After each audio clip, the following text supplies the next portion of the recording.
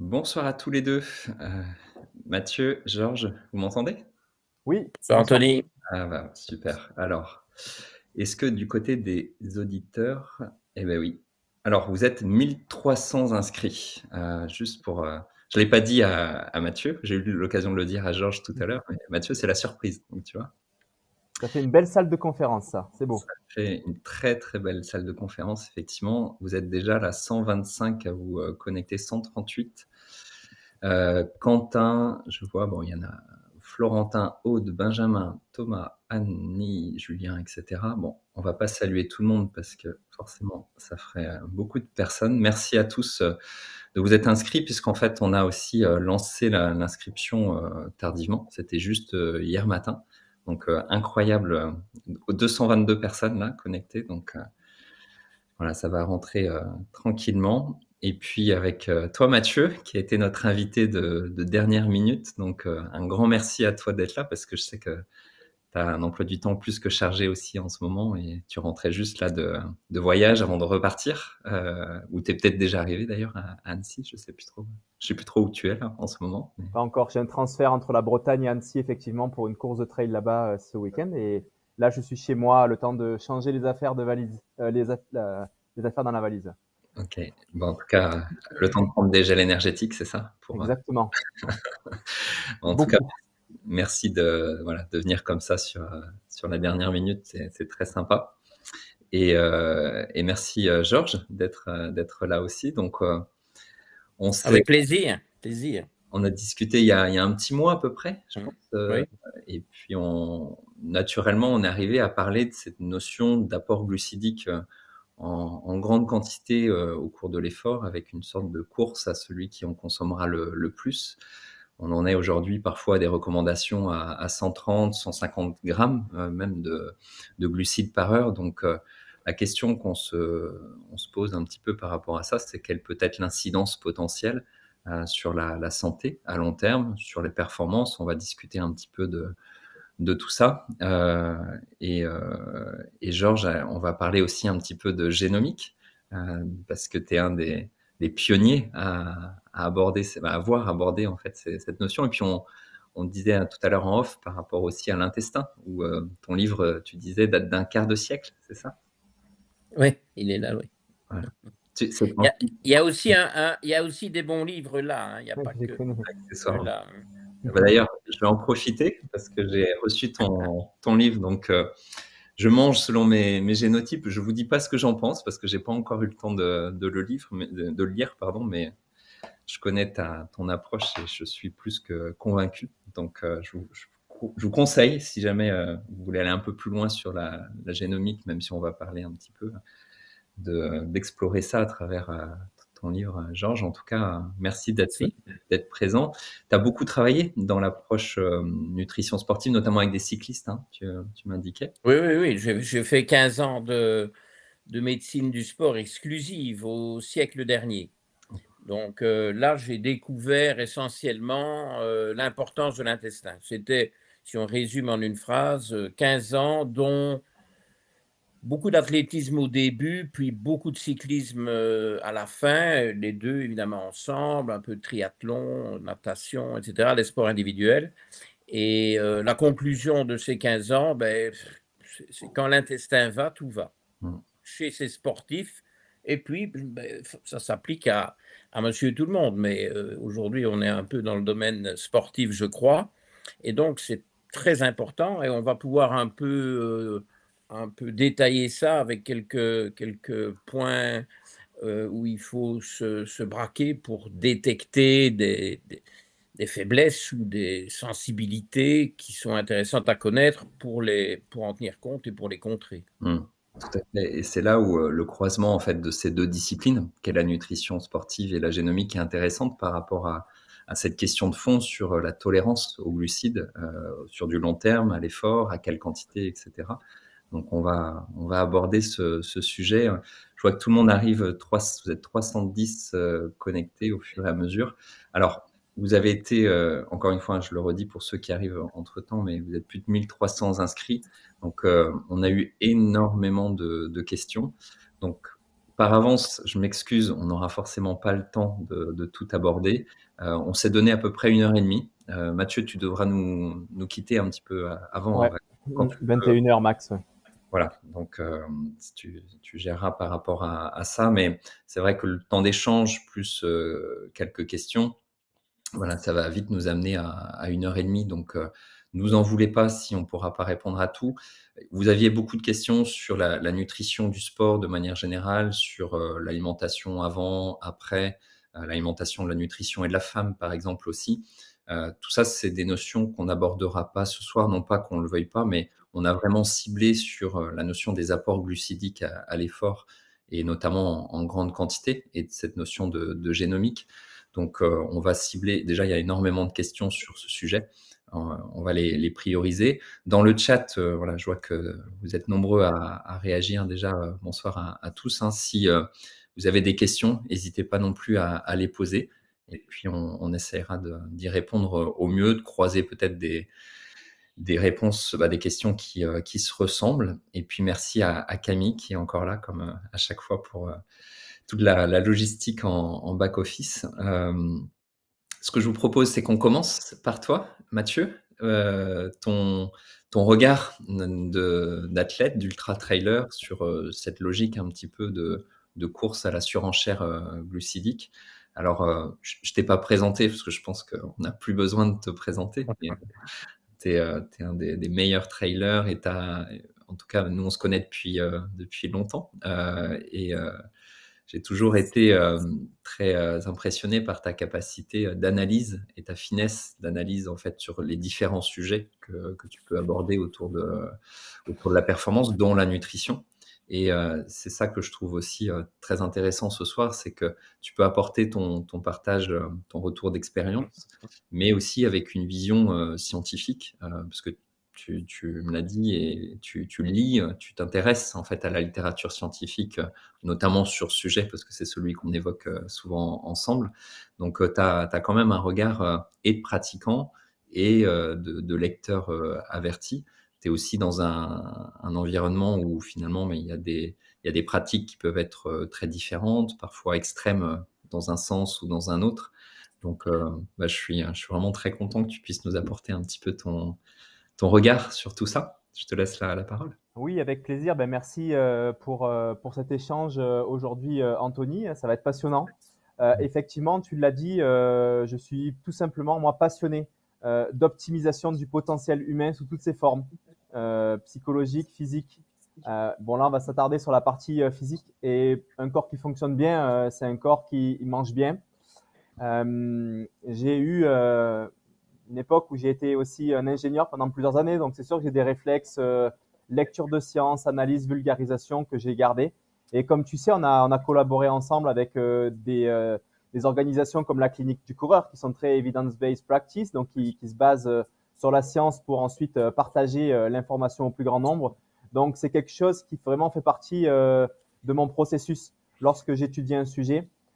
Et ce qui est intéressant avec mon profil, c'est que j'aime beaucoup l'expérience aussi. Ça veut dire que même si une étude va dire rouge, je vais tester bleu à l'entraînement.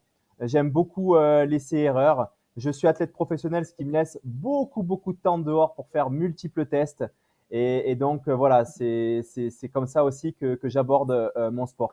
Ce soir, je veux parler seulement avec ma casquette d'athlète professionnel d'ultra trail pour partager mon expérience liée à la consommation des glucides. Et même si j'ai une casquette aussi de scientifique, mais je préfère vous la laisser. D'autant plus que, en toute transparence, moi, j'ai des partenariats avec des marques de nutrition. Donc, j'ai un biais et donc, je veux rester transparent avec ça et ne pas prendre la casquette de scientifique qui, lui, doit rester totalement neutre dans ce genre de sujet.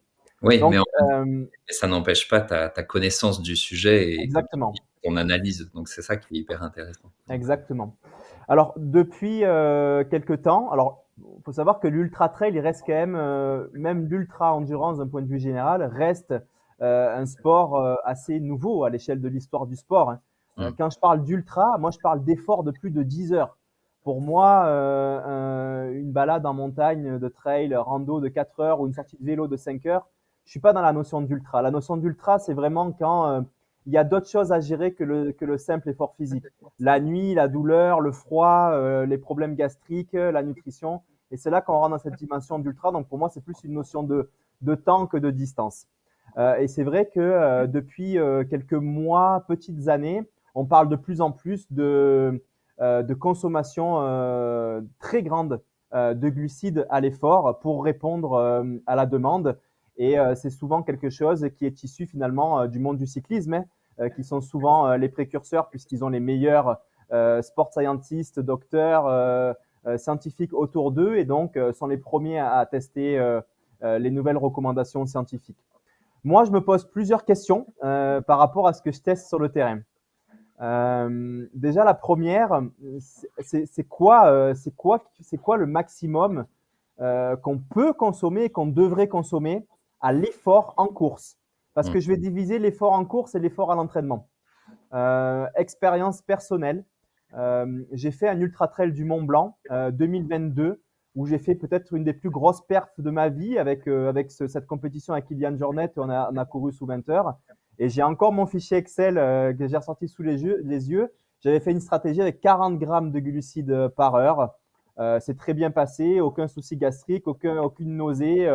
Et niveau d'énergie, apparemment bon parce que j'ai réussi ce résultat. Effectivement, j'ai été très influencé après 2022 par toutes les études qu'on peut sortir. Et petit à petit, à l'entraînement, j'ai commencé à monter mes charges de glucides, à comprendre aussi l'importance des ratios glucose, fructose. Je ne sais pas si on va rentrer là-dedans, mais bref, j'ai poussé à l'entraînement et ça m'a amené en 2024 sur la diagonale des fous avec une stratégie à 80 grammes de glucides par heure. Aucun souci gastrique, aucune nausée et un niveau d'énergie. Alors, je suis peut-être un petit peu biaisé parce que c'est dur de se rappeler, mais j'ai la perception d'avoir eu plus d'énergie en fin de course sur la diagonale des fous que sur l'UTMB 2022.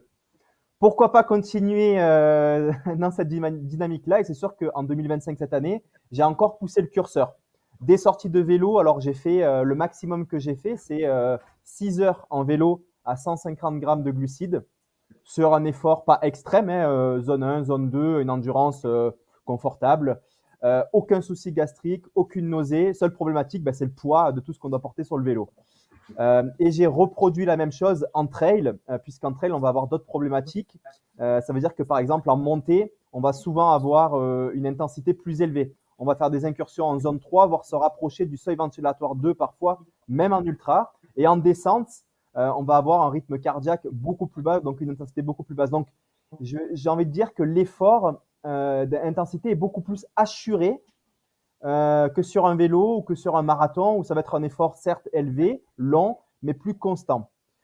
J'ai fait le test aussi en trail de 6 heures à l'entraînement, 150 grammes de glucides. C'est passé. Je te coupe par rapport à ça parce que je pense que, alors, on doit avoir des personnes hyper averties qui connaissent très bien le sujet et notamment la problématique des apports d'ultra et d'autres personnes qui découvrent peut-être un petit peu. Juste pour situer, tu vois, quand tu parles de 150 grammes de ce que tu as consommé, qu'est-ce que ça représente, j'imagine, en gel ou comment tu t'alimentes à 150 grammes heure, justement? Alors, merci de rappeler ça. On va peut-être remonter aussi encore plus dans le passé avant que je réponde à ta question. Fut une époque, quand j'ai découvert le trail au Québec, j'avais été aussi hyper influencé par l'autre extrême, c'est-à-dire consommer les gras au maximum plutôt que des sucres.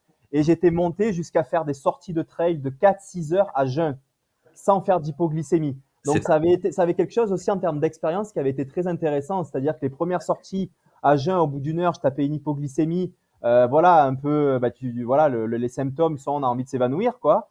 Et jusqu'à pousser. Et au max que je suis allé, je me souviens, entre 4 et 6 heures. Alors, sur un rythme très, très lent, hein, mais à jeun, le matin, et sans prendre aucun glucide. Donc, intéressant aussi comment mon corps avait progressé à l'époque. Je dis bien que j'étais vraiment sur une intensité très, très faible à ces moments-là. Et je rebondis parce que je me rappelais, c'est la première question que tu m'avais posée, justement. C'est que penses-tu des entraînements à jeun sur 4 à 6 heures? Et là, toutes les personnes qui étaient présentes ont regardé avec des yeux énormes. Je ne dis pas que c'est ce qu'il faut faire, mais comme j'ai dit tout à l'heure, j'aime expérimenter par moi-même pour valider ou contredire ce que je peux lire dans la science. Donc, pour répondre à ta question, 150 grammes, en gros, par rapport aux produits que je consomme, c'est 2 gels par heure plus une flasque d'eau mélangée avec une poudre. Voilà, donc j'ai réussi à avoir 150 grammes avec ces 3 produits-là. Je mets une alarme sur ma montre aux 20 minutes et toutes les 20 minutes, je consomme un gel, plus j'essaie de rentrer la flasque au complet dans l'heure, ça me fait 150 grammes. Tu es sur un gel de 25 grammes du coup? 25 grammes, exactement. Avec un ratio glucose-fructose, là c'est détaillé, mais 2 pour 1, sachant qu'au-delà d'un certain grammage, il me semble que c'est 90 grammes, il vaut mieux être sur du 1 pour 0,8. Mais bon, Oui. bref, c'est pas idéal le 150 grammes que j'ai fait, je sais, mais c'est passé. Aucun souci à l'entraînement. Récemment, j'ai fait une course, la Snowdonia au Pays de Galles, 100 km, 6000 mètres de dénivelé positif, un effort de 11 heures. Et là, donc, je suis parti sur une stratégie de 100 grammes. Je mets toujours un petit peu moins que ce que je fais à l'entraînement, hein, le petit peu plus, peu moins. Je le fais parfois sur certains sujets. Et je dois avouer que j'ai pas eu des symptômes très graves. Hein. J'ai eu aucun souci gastrique, aucun vomissement, aucune diarrhée, mais un inconfort. Quand ma montre elle sonnait pour prendre le gel, j'avais pas envie de le prendre. J'avais pas envie de le prendre. Et puis voilà, j'étais, je sais pas, sur une énergie qui n'était pas celle que j'aurais imaginée. Et en comparaison de la Diagonale des Fous, là c'est assez proche dans le temps. Je peux affirmer que j'avais plus d'énergie sur la Diagonale des Fous avec 80 grammes que sur la Snowdonia avec 100 grammes. Donc m'est venue finalement cette question-là que j'ai partagée sur les réseaux sociaux récemment mais on va où en fait à l'effort sur une course avec la consommation de glucides. Et surtout, moi, ce qui me dérange et ce que je vois aujourd'hui, c'est l'extrapolation qu'on fait de certaines études qui sont faites, alors même des méta-analyses de centaines d'études. Mais ce que je remarque quand on regarde dans le détail, le diable se cache dans les détails, c'est les échantillons qui sont pris. Souvent, c'est sur vélo, ergocycle, marathon, athlétisme. Mais en fait, quand on regarde un effort de 4, 5, 6 heures versus un effort de plus de 10 heures, on n'est pas dans le même monde. Et aujourd'hui, la question que je me pose, c'est peut-on vraiment extrapoler que toutes les études aujourd'hui, qui sont très bien faites par des très grands organismes, à des efforts de plus de 10 heures d'ultra trail, avec des intensités très assurées, et aussi avec des moments où on va avoir des particularités, comme en montée avec des bâtons dans les mains, où on ne peut pas prendre les gels, c'est compliqué, quoi. Donc, c'est la première question que je me pose, dont j'ai pas la réponse, j'ai pas d'opinion là-dessus. Et la deuxième question que je me pose, et là je vais être plus rapide pour ça, c'est un peu ces gourous que je vois de l'entraînement, des athlètes et d'autres, qui nous racontent, et c'est en partie vrai, qu'il faut entraîner son système digestif à consommer une telle quantité de glucides à l'effort en course. Donc ils disent à l'entraînement il faut faire du gut training, voilà, consommer des glucides à l'entraînement sur un effort moindre par rapport à une course. Ce que je fais et ce que je comprends. Par contre, là où je commence à avoir des limites, c'est où le gut training devient récurrent quasiment à chaque entraînement, voire pire. Je commence à voir des tendances de s'entraîner à consommer des glucides, de s'entraîner entre guillemets à consommer des glucides hors effort. C'est-à-dire dans son canapé, manger des bonbons parce que il semblerait que ça va augmenter la capacité d'oxydation des récepteurs transporteurs de fructose, glucose dans le système. Et là, je m'inquiète. C'est là la question que je me pose, c'est s'entraîner à consommer des glucides. Ok, mais où est la limite? Et je sais qu'aujourd'hui, le problème, c'est qu'il y a deux extrêmes. Le sédentaire, les glucides, c'est son pire ennemi. Et puis, l'ultra sportif, les glucides, c'est son meilleur ami. Et entre les deux, il y a les amateurs qui veulent faire comme les pros, qui vont consommer des quantités de glucides beaucoup plus grandes que ce qu'ils dépensent à l'entraînement pour faire pareil que les pros ou faire pareil que ce que disent des gourous, voire même dans leur canapé. Et là, je commence à me questionner, quoi. Voilà.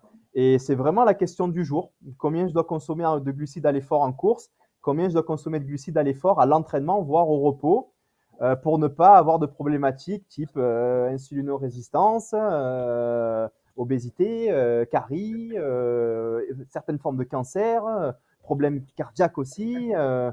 Voilà, donc moi, c'est une question que je vous pose ce soir et peut-être que vous allez pouvoir m'aider aussi à répondre à ça parce que voilà, l'expérience et la science aujourd'hui ne me permettent pas d'y répondre encore. Eh ben, alors je vais prendre la parole avant Georges, mais au risque de te décevoir de mon côté, je vais pas te donner de recette miracle et te dire s'il faut 82 ou 123 grammes par heure.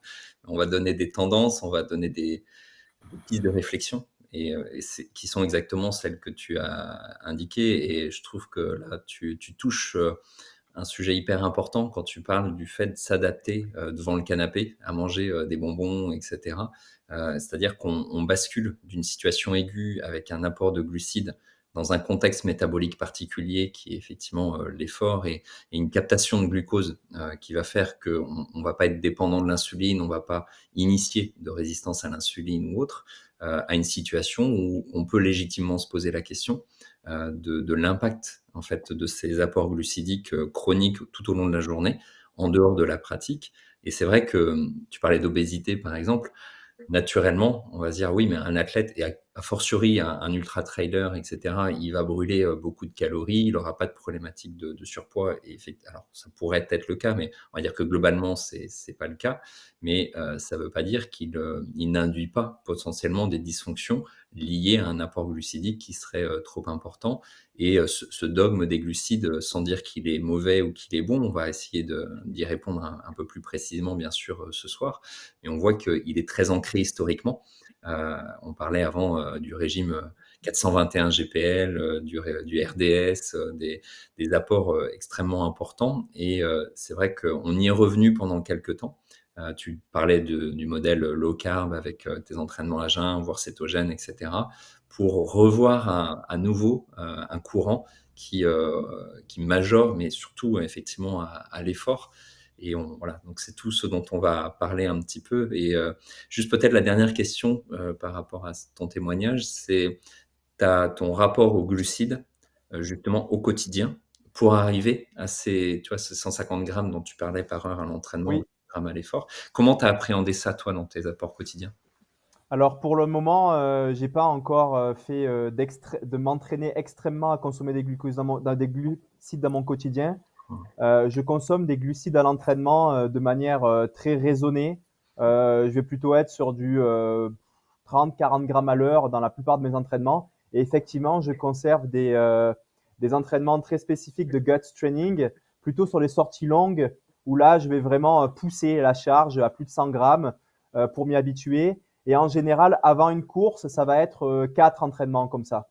3 à 4 entraînements comme ça, où vraiment, je vais partir le matin avec mon sac rempli de gel et de poudre, voilà, et où je vais faire ça. Et après, dans mon quotidien hors effort, non, j'ai pas de consommation de glucides pour m'entraîner à oxyder dans le canapé. Je mange juste des glucides de manière raisonnée au retour d'un entraînement, voilà, pour récupérer un petit peu. Et puis après, bon, j'ai des glucides dans les céréales que je peux manger à midi ou le soir, voilà, mais pas en dehors des repas ou d'un entraînement à l'effort que je qualifierais de raisonné, quoi. Ouais, c'est Voilà. intéressant. Et je voulais te poser une question, mais c'est pas grave, elle m'a échappé, ça reviendra. Georges, quelle est ton, ton impression un petit peu déjà de cet échange? Mais deux choses. D'abord, j'apprécie beaucoup chez volonté d'expérimenter, d'observer, de tester sur lui et de tenir compte finalement des effets que ça produit, alors que c'est un scientifique. Il a une formation scientifique au départ. Évidemment, je me sens un peu petit dans la comparaison, mais moi, dans ma pratique de clinicien, ça fait quand même 40 ans que je fais des consultations médicales, un peu d'allopathie au début, puis finalement, ça a très vite dérivé vers de la médecine du sport, qui n'est jamais que le pré que je pratique depuis 25 ans. Mais je fais exactement la même chose. Donc, j'aime bien les études, je les regarde, je suis conscient qu'elles ne sont jamais complètes. Il y a des études qui n'existent pas, notamment il y a des biais évidemment de publication de par les intérêts qui pourraient découler des études. Alors, en plus, il y a des études tout à fait valables et fiables, d'autres qui sont quand même fortement grevés de conflits d'intérêts. Il faut toujours aller regarder la rubrique Mm. conflit d'intérêts. Donc, les études, c'est très important. J'ai l'impression qu'on est tous les trois sur la même ligne. Il n'y a pas que ça. Ça ne peut pas représenter tout ce que nous prenons en compte pour définir une stratégie. Pour Mathieu, c'est une stratégie d'entraînement et de compétition en course. Et pour nous, Anthony, c'est une stratégie de notre pratique dans le cadre des professionnels de la santé. Donc, ça, je crois que c'est très important. Il y a une tendance moderne, me semble-t-il, à ne plus croire qu'au coaching. Voilà, coaching. Alors, j'ai quelqu'un qui m'a communiqué justement des posts de Mathieu. C'est comme ça que je voulais parler de lui ce soir. Le problème, c'est que je ne veux pas parler de lui, il est là.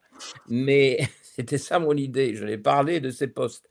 Et cette personne qui m'a, il va se reconnaître d'ailleurs, bien entendu, qui m'a mis ces posts, eh bien, c'est moi qui l'ai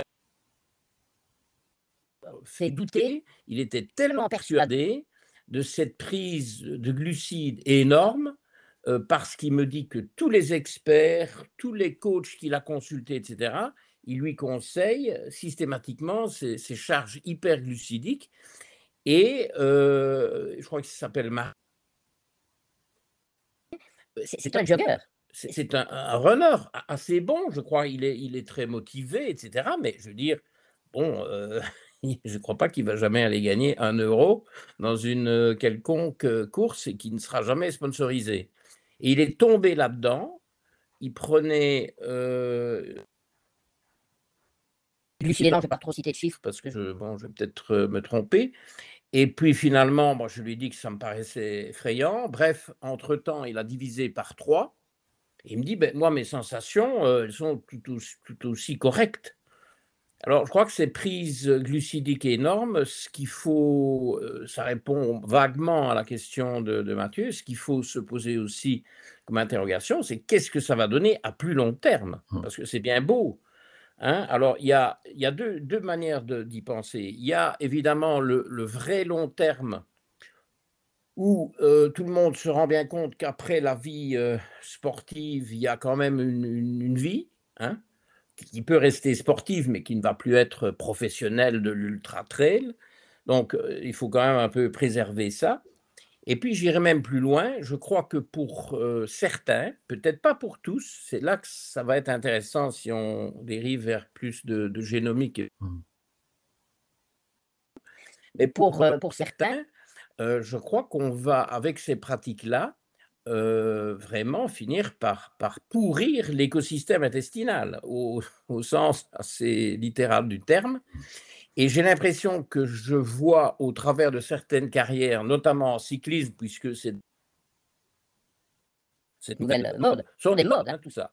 Ce sont des modes. D'ailleurs, Anthony, tu as dit, ben oui, à l'époque, hein, cétogène, bon, c'est des modes. Il y a eu la mode cétogène, maintenant il y a la mode hyperglucidique. Donc, c'est comme une pendule ancienne. Hein, le pendule le bat comme ça. Le problème, c'est que ces modes peuvent performer, mais tout le monde ne performe pas. Peut-être qu'une mode convient mieux à certains. La mode suivante convient mieux à d'autres, qui évidemment sont convaincants par leur message de succès. Enfin bon, voilà, c'est toutes les interrogations que je me pose.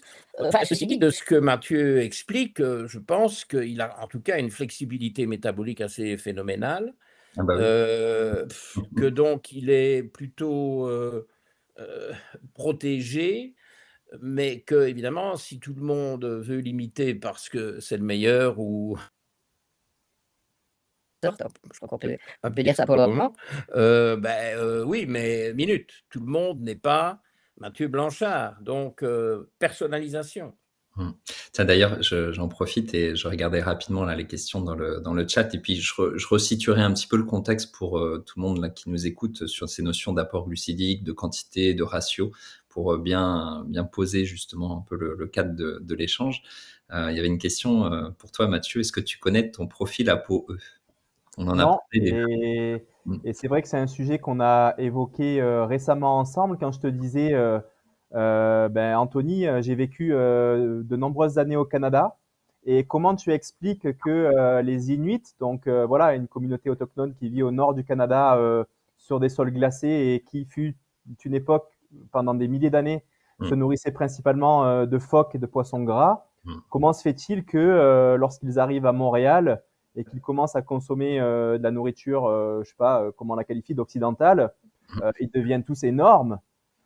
Et c'est là que tu m'as parlé de profil ApoE et effectivement, je ne connaissais pas ça. Tu vois, je lis pas toutes les études. C'est en fonction du génome, finalement, on pouvait aussi avoir plus ou moins de capacité d'oxydation des glucides ou de lipides. Et ça, c'est passionnant de savoir qu'on a aussi ça en nous et qu'il faudrait savoir quel profil on est pour adapter nos stratégies nutritionnelles.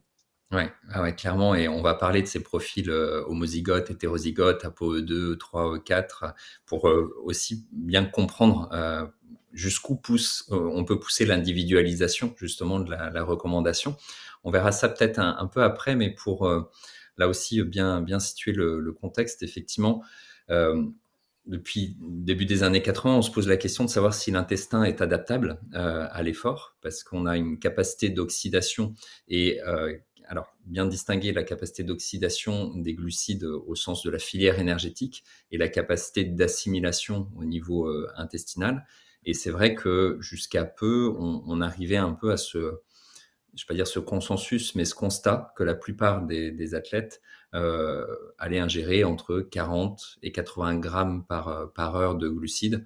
On dit entre 0,8 et 1,2 g par minute si on est un peu plus précis, avec effectivement cette notion de ratio qui est apparue glucose sur fructose, où là, bah, tu en parlais Mathieu, entre du 2 pour 1, du 1,08, etc. Et on avait regardé, pareil, hein, fin des années 80, début des années 90, l'intérêt du fructose plus dans la logique de la ration d'attente et d'un apport complémentaire au glucose. Et on s'est vite rendu compte qu'il y avait cette barrière à peu près de 30 grammes par heure de capacité maximale d'assimilation, au-delà duquel en fait on avait des risques de diarrhée, d'accélération de transit, etc. Donc on a mis de côté un petit peu le fructose et on a eu des publications 2014-2017 qui sont revenus un petit peu sur ce sujet de l'adaptation potentielle de l'intestin. Et effectivement, d'abord sur des modèles précliniques, murins. Après, on a eu des données au niveau de l'homme, mais sur des échantillons qui sont très faibles. Mais au niveau des mécanismes, ce qu'on a pu constater, c'est que, tu en parlais, des transporteurs, des récepteurs au niveau intestinal. On a effectivement des récepteurs qu'on appelle les SGLT1, qui sont des récepteurs notamment au glucose. Et puis on a les GLUT5 pour le fructose. Et la question était de se dire, ben, finalement, si je stimule davantage ces transporteurs à l'effort par des apports glucidiques plus importants, notamment à l'entraînement, est-ce que je ne vais pas majorer finalement leur capacité d'assimilation et donc avoir une capacité à monter non plus à 60, mais 80, 90, 110, 120, bah, comme tu le disais, après jusqu'à 150, en sachant que, et puis on va en parler après, Georges, à ce niveau-là, hein, il y a bien sûr une problématique majeure au niveau de l'intestin, il y a des variations de débit sanguin, notamment cette ischémie mésentérique, c'est-à-dire une baisse d'irrigation qui peut atteindre jusqu'à 80% de la valeur de repos, associée à la reperfusion après l'arrêt de l'effort. Donc il y a des fragilités au niveau de la muqueuse, on a des fragilités potentielles au niveau du microbiote également, on en reparlera. Donc tout ça, ça n'a pas été analysé, on a juste regardé le côté quantitatif de se dire comment je peux pousser le curseur jusqu'à la capacité maximale. Et puis tu parlais de gut training ou autre, où justement on a aussi cette tendance à conseiller maintenant d'aller consommer un repas et d'aller courir peu de temps après pour courir le ventre plein. Et ça, à la limite, en soi, c'est quelque chose que je partage au sens où on a besoin de stress hormétique tout le temps, d'aller dans des zones en dehors de nos situations de confort, ces fameux stress d'hormèse, hein, hormétique. Et on en parle pour le côté musculaire. On en parle pour les filières énergétiques, etc. Et l'intestin est aussi concerné, c'est-à-dire que aller proposer à un athlète de consommer 90 ou 100 grammes, 120 grammes par heure de glucides pendant, tu parlais de la diagonale des fous ou de l'UTMB, etc., pendant des dizaines d'heures, alors qu'il a été, il s'est habitué à ne rien manger, à ne quasi rien boire à l'entraînement pendant des mois, des années. Le contraste est énorme. Et donc, le simple fait d'habituer le système digestif à courir avec un bol alimentaire, d'avoir des apports pendant l'effort, ça, c'est un élément, j'ai envie de dire, mécanique qui est tout à fait favorable et qui mérite en fait d'être mis en place. Mais c'est deux choses différentes par rapport à la notion de dire je dois pousser jusqu'à 120, 150. Et vous le disiez sur cette logique d'historique, on a beaucoup parlé aussi des cyclistes. Et tu posais la question, tu vois, Mathieu, par rapport à des efforts de très longue durée. Un cycliste, c'est un sport porté. Il n'a pas la contrainte de choc mécanique qui est liée à la foulée, tout simplement, et à la répétition de la foulée au cours du temps. Cette ischémie mésentérique qui va aussi poser potentiellement de questions. Donc, effectivement, il y a beaucoup d'extrapolation entre un cadre très précis, quasi expérimental parfois, et la réalité d'un ultra-trailer qui va... Et toi, tu vas faire l'UTMB en une vingtaine d'heures, là où d'autres vont le faire en 2 fois plus de temps. Donc, j'ai envie de dire, tu es peut-être moins concerné qu'un coureur de fin de peloton, parce qu'il a plus de temps, donc il a plus de contraintes aussi au niveau digestif. Donc voilà, c'était juste pour resituer un petit peu cette notion de dire par l'adaptation, et effectivement dans des phases d'entraînement à plusieurs reprises, on va apporter 20 grammes de glucides toutes les 20 minutes, donc pour apporter 20 à 30 grammes pour monter à ces 90 grammes par heure pendant plusieurs semaines, etc., pour adapter ces transporteurs. Mais on est vraiment ici dans une vision court terme. Tu veux rebondir un peu, Georges, justement sur ça un petit peu pour qu'on introduise moi, je voudrais, tant qu'on a la chance d'avoir Mathieu qui est là et qui peut réagir, pour répondre à ces interrogations.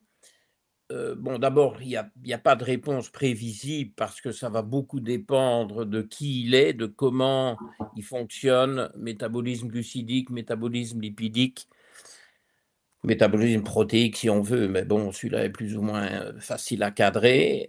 Génotype, je crois que ce serait évidemment intéressant pour un peu faire des prédictions à moyen terme. Mais il y a aussi un certain nombre de tests qu'on peut répéter régulièrement à partir du moment où il change certaines choses dans sa pratique pour savoir si c'est bien encaissé ou si ça va droit dans le mur. Il pourrait par exemple suivre des choses comme sa perméabilité intestinale avec le LPS binding protein, le LB facile, purement sérique, même pas besoin d'être fait à jeun de perméabilité intestinale. Voilà un test. Une protéine C-réactive ultrasensible pour voir s'il y a un petit peu d'inflammation de bas grade qui se développe, parce qu'en général, ça, c'est lié à une souffrance de l'intestin. Il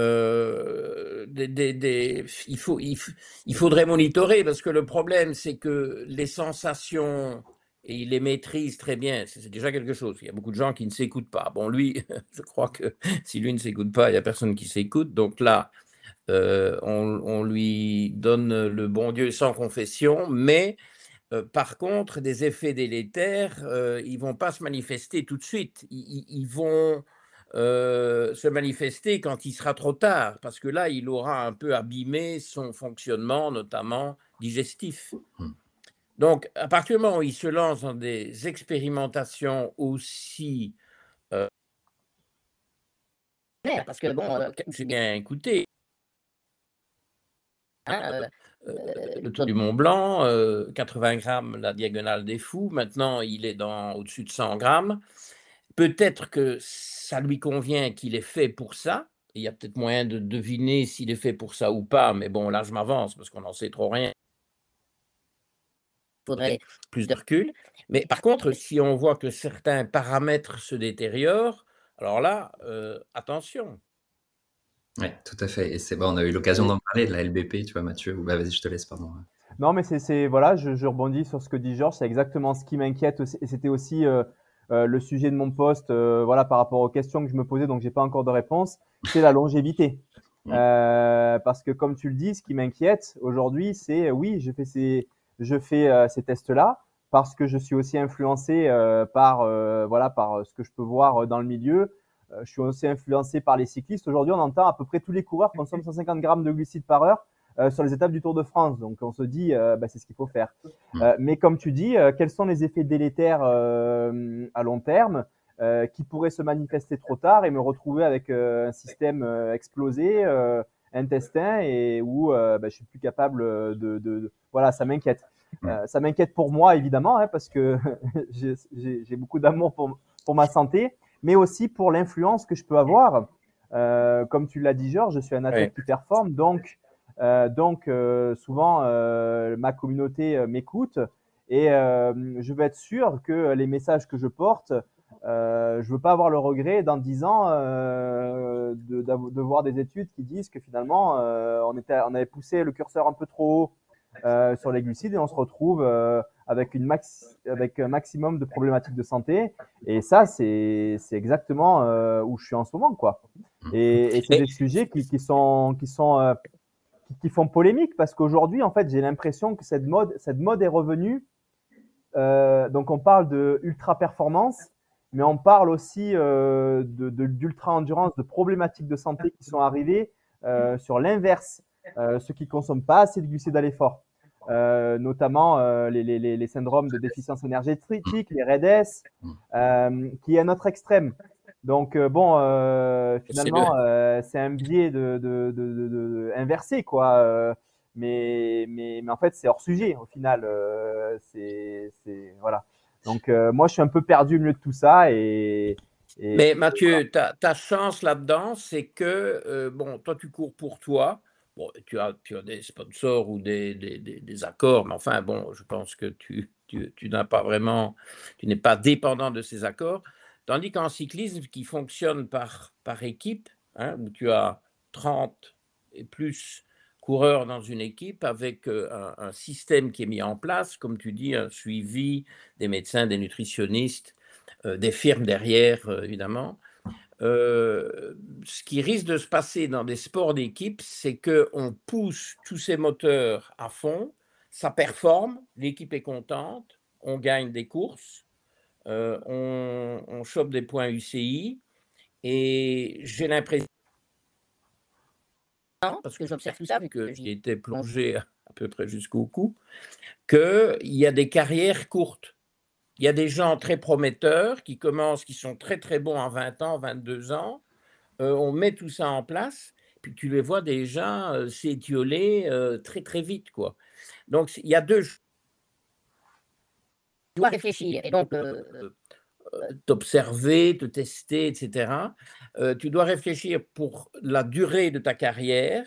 Je pense que tu tiens à ce qu'elle dure, parce que ça fait partie aussi de la légende, hein, c'est la durée. Moi, je suis très impressionné par les carrières très longues.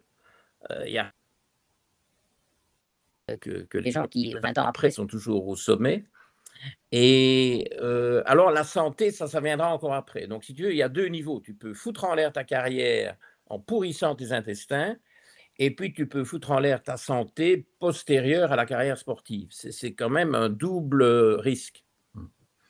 C'est là où on est un petit peu dans le flou, c'est-à-dire qu'effectivement, et c'est souvent l'argument qui est évoqué sur la notion de limite, en fait, de mise en évidence des effets délétères, c'est-à-dire que on va avoir des protocoles à 120 grammes heure, et effectivement, on va avoir une amélioration des performances. Alors, on va pas revenir sur les filières énergétiques, sur le fait que l'oxydation des glucides à l'effort, c'est bien sûr un élément clé. Alors après, on peut parler aussi de l'oxydation des lipides et comment on optimise la filière lipidique. J'ai vu qu'il y avait énormément de questions et malheureusement, là, on va pas forcément l'aborder parce qu'on va rester focus un petit peu sur ce sujet.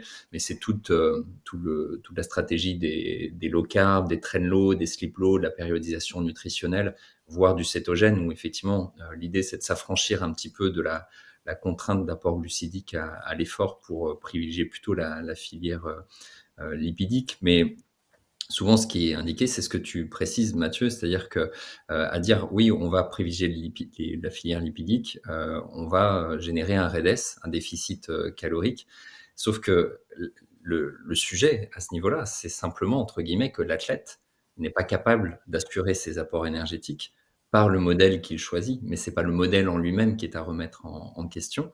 Et pour rebondir aussi sur ce que tu dis, Georges, par rapport à la logique de santé, moi je dis toujours, un athlète n'est performant qu'à partir du moment où il est en bon état de santé. Donc on a des modèles alimentaires qui peuvent peut-être ne pas être à l'optimum de la performance si on regarde stricto sensu sur cet aspect, mais qui vont permettre de prendre soin, voire d'optimiser la santé de l'athlète, qui va être capable de répondre positivement à l'adaptation qu'on attend de lui à travers la multiplication des efforts musculaires, etc. Donc il y a vraiment la logique de je priorise la santé où je priorise la performance. Et ça, c'est un sujet hyper Le court terme versus le long terme, et c'est là aussi que je vais être acteur de mes propos pour que ceux qui font du sport et qui veulent pousser ces curseurs-là aussi soient au courant de est-ce que je choisis une carrière plutôt court terme ultra performance ou long termiste en santé, mais peut-être un peu moins performant sur des compétitions. Voilà, donc c'est toutes ces questions qui sont passionnantes en ce moment et qui me rongent le cerveau. Ben, il faut faire attention parce que les gens sont fous, hein. Je me souviens très bien, je crois que c'est facile à reproduire, qu'on a fait des enquêtes pour savoir chez des très bons sportifs donc qui participent aux Jeux olympiques s'il existe une injection, etc., qui seront champions olympiques, à la rigueur médaillés, typiquement champions olympiques, mais qu'après ils ne vivront maximum 5 ans. Il y a une majorité qui signe, hein. Bon, les gens sont fous, quoi. Il faut Mathieu, lui, il a les pieds sur terre et il a la tête bien centrée au-dessus du reste, mais il faut faire très attention à ces dérives-là parce que, enfin, moi, je suis tout à fait d'accord avec Anthony. Je suis un peu choqué parce que je vois quand même passer de temps en temps des profils sanguins de cyclistes de top niveau mondial. Je trouve qu'il y a un peu trop d'hémoglobine glycosylée pour des super sportifs comme ça, qu'il y a un peu trop de triglycérides. Et je dis, mais c'est quoi ça? Je ne serais même pas en train de féliciter des patients, pas sportifs, mais disons actifs, qui sont très, très, qui se prennent parfaitement bien en charge de 45 ans, je leur dirais, ben, attends, vous devez un peu vous calmer, stabiliser un peu votre consommation glucidique. Donc, est-ce qu'on peut trouver ça normal? Ben, il doit y avoir une limite fine, excès et le raisonnable, mais je crois que cette limite, de toute façon, elle va être individuelle. Oui, et c'est là où on arrive aussi sur la limite des publications, c'est-à-dire que j'en reviens un peu à ces cadres expérimentaux qui sont très restreints, et tu le disais, Mathieu, Ouais. par rapport aux cyclistes, Moi, etc. juste, je te coupe rapidement, Anthony, hein, les études, voilà, les cyclistes, les ergocycles, les marathoniens, 3, 4 heures, 6 heures. Moi, une diagonale des fous, pour moi, c'est 22 heures. Quand j'additionne mes glucides à 80 grammes par l'heure, à la fin, on parle en kilos. Moi, quand j'ai fait l'addition et que j'ai vu que j'avais consommé, je crois, quasiment 2 kilos de glucides, quand j'ai vu le mot kilogramme plutôt que gramme, je me suis dit, mais attends, mais c'est fou, c'est énorme. Donc ça, c'est clair qu'il y a aujourd'hui, essayer de faire des études sur des consommations de centaines de grammes de glucides sur un effort de plus de 20 heures. Attends, et puis moi, je finis en 22 heures. Il y en a qui finissent en 60 heures derrière. C'est ça, c'est cette extrapolation directe qui me dérange aussi. Ce qui se passe sur un vélo sur 6 heures d'effort, c'est pas ce qui se passe sur un ultra trail de plus de 20 heures. Je suis désolé. Donc, en tout cas, on sait pas, on peut pas l'extrapoler comme ça peut-être, mais aujourd'hui, excuse-moi, mais non, en fait, ça peut pas s'extrapoler, on sait pas. C'est flou. Et imagine que tu aies un protocole où effectivement sur 60 heures ou même sur 22 heures, etc., et qui te démontre l'intérêt sur la performance et qui a pas à remettre en question. C'est pour ça qu'en fait le design des études, la façon dont sont menées les études sont pas remises en question. Le fait que ça augmente la performance sur du court terme, etc., c'est pas remis en question. Et je pense que c'est pas pas du tout le sujet. Mais même si sur des coureurs de l'UTMB ou de la Diag, etc., on avait un protocole qui était bien fait, en fait, ce protocole ne va absolument pas nous dire quel va être l'effet à long terme, non pas des 2 kilos ou des 3 kilos de glucides qui ont été consommés, mais de tout ce qui a dû être mis en place en termes d'adaptation alimentaire au quotidien, en amont, à l'entraînement, au repos, tu disais devant la télé, etc., qui peut induire à moyen, à long terme, et c'est ce que tu disais, Georges, sur les triglycérides qui vont augmenter, sur l'hémoglobine glyquée qui commence à s'élever un petit peu. On va parler de la partie intestinale avec la LBP. On sait que des apports glucidiques importants vont moduler aussi la qualité du microbiote intestinal. Le fructose, on parle beaucoup du fructose pendant les efforts. Maintenant, quid des apports alors, il y a la stéatose hépatique et le premier raccourci scientifique à ce niveau-là, il est de se dire oui, mais le fructose, il est métabolisé directement à l'effort, donc il n'est même pas question de stéatose hépatique. Effectivement, c'est le cas, mais encore une fois, quid des kilos qui auront été ingérés, non pas pendant l'effort, mais en amont, pour pouvoir permettre en fait, cette quantité. Et là, on est dans un flou. C'est pour ça qu'il n'y aura pas de réponse. En tout cas, je pense tu auras des avis et de Georges et de moi, mais il n'y aura pas d'éléments chiffrés objectivés par la science parce qu'en fait, le design en fait de l'étude aujourd'hui n'est pas les études en fait, je vais reprendre pour être plus français, mais n'analysent pas ces aspects. Et la première critique, c'est de dire oui, mais vous savez pas du tout si ça induit des effets négatifs. Mais à l'inverse, on n'a aucune preuve que ce modèle n'induit pas justement d'éléments négatifs. Donc ça fonctionne dans les deux sens. Donc ce qui est argumenté d'un côté peut être objecté aussi de l'autre. Donc en fait, la notion de l'insuline, elle est. Tu veux en parler un petit peu, Georges, peut-être, avant de parler oui, ceci dit, l'observation de terrain attentive à la Mathieu Blanchard, parce que c'est ce qu'il fait hein, dans sa pratique pour autant que je sache, et c'est logique, pourrait quand même alerter. Alors, j'ai parlé volontairement de triglycérides HbA1c et d'insuline, parce que ces grands sportifs ont des insulines excellentes, super basses. Et c'est l'occasion de préciser pour ceux que ça intéresse et qui se testent, quand on a ce niveau d'activité physique, pas spécialement le top niveau comme Mathieu, mais bon, tous les gens peut-être qui nous suivent, qui sont des pratiquants très réguliers,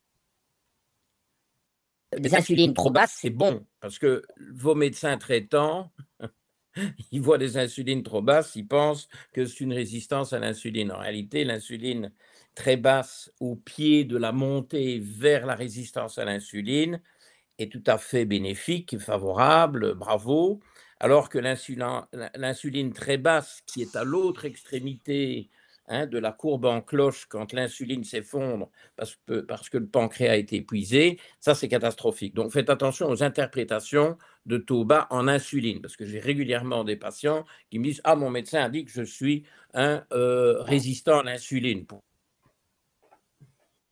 Mais que nenni, parce que c'est pour des âneries d'interprétation. Donc, ça ne sert pas à grand-chose de suivre l'insuline chez ces grands sportifs-là, et je pense qu'il y en a pas mal ce soir. Mais l'HbA1c, si avec ces nouvelles habitudes, surtout au repos, la préparation intestinale à ces charges glucidiques, parce qu'en course, tout est cramé, donc ça va fonctionner. Mais si on commence à installer ça à l'entraînement, enfin dans les périodes d'entraînement, même dans les périodes de repos relatifs, et qu'on voit que l'hémoglobine glycosylée commence à grimper, moi je mets un flag jaune puis orange et je rappelle, enfin ou je signale, parce que bon, on l'a pas encore dit ce soir, que plus l'hémoglobine glycosylée est haute, plus le cerveau se caramélise et plus la mémoire diminue. Alors, on a cru que ce n'était vrai que dans des valeurs prédiabétiques et diabétiques. Ce n'est pas vrai, c'est un continuum. Donc, c'est vrai dans des valeurs beaucoup plus basses, beaucoup plus normales. Ça, c'est des 1. Et on a aussi dit que ça n'affectait que les sujets âgés. Ben, non, enfin, Et puis de toute façon, l'idéal, ce qu'on espère, c'est qu'on deviendra quand même âgé. Donc attention, hein, HbA1c qui commence à dériver, c'est un signal qu'il y a quelque chose dans cette nouvelle mode qui va poser problème tôt ou tard. Et je rebondis sur ça parce qu'il y avait des questions, j'ai vu un petit peu dans le chat et surtout dans les questions en amont, de savoir quid de l'insuline à l'effort et de la prise de gel ou de bar ou de boisson. En général, on va pas avoir de sécrétion d'insuline, en tout cas de manière significative, parce que le corps, et notamment au niveau musculaire, va capter le glucose exogène que la personne va consommer, et donc on n'a pas besoin d'aller sécréter de l'insuline, et donc il n'y aura pas d'hypoglycémie réactionnelle. C'est un des éléments qui est souvent évoqué après une prise de gel notamment ou de bar. On dit oui, mais je vais faire une hypoglycémie réactionnelle juste derrière. Non, parce qu'en fait, le corps n'a pas du tout le temps de mettre en branle en fait le métabolisme qui va induire potentiellement un risque d'hyporéactionnel. Donc, pour être bien clair, je pense par rapport à tout le monde, ici on ne parle pas du tout de résistance à l'insuline induite par la prise à l'effort, mais vraiment par le modèle alimentaire pour pouvoir avoir ces quantités. Et cette nuance, elle est importante. Et je me répète aussi volontairement, on n'a pas de données dans un sens ou dans un autre. Donc de se poser la question légitimement, en fait, de se dire est-ce qu'il n'y a pas un effet sur les caries? Et là, pour le coup, on le voit quand même aussi assez fréquemment. Est-ce qu'il n'y a pas un effet sur le microbiote, sur la perméabilité de l'intestin, sur une résistance à l'insuline qui peut s'installer progressivement? Parce que c'est vrai que le sportif, il est protégé, entre guillemets, par sa sensibilité à l'insuline, puisque de facto, et surtout pour des athlètes comme toi, Mathieu, où tu as un niveau de pratique qui est extrêmement important, on va avoir une très très bonne sensibilité à l'insuline. Mais quid, encore une fois, de l'effet post-carrière sportive ou post-charge comme ça importante. Donc, en fait, ça va nous amener à la notion de personnalisation. Georges, tu veux peut-être rebondir sur les APO? Je ne sais pas si on commence à en parler. Un tout dernier point sur ce qui précède, qui me paraît intéressant, parce que moi je me bats contre ça dès pas le plus jeune âge, mais pour des adultes jeunes, c'est l'installation d'habitudes alimentaires. Moi je suis un adversaire acharné du goûter sucré. Bon, ici, ça n'a rien à voir avec la pratique sportive. Le goûter sucré, pour moi, c'est une aberration totale, parce que pour moi, 16h, 17h, c'est l'heure du crime.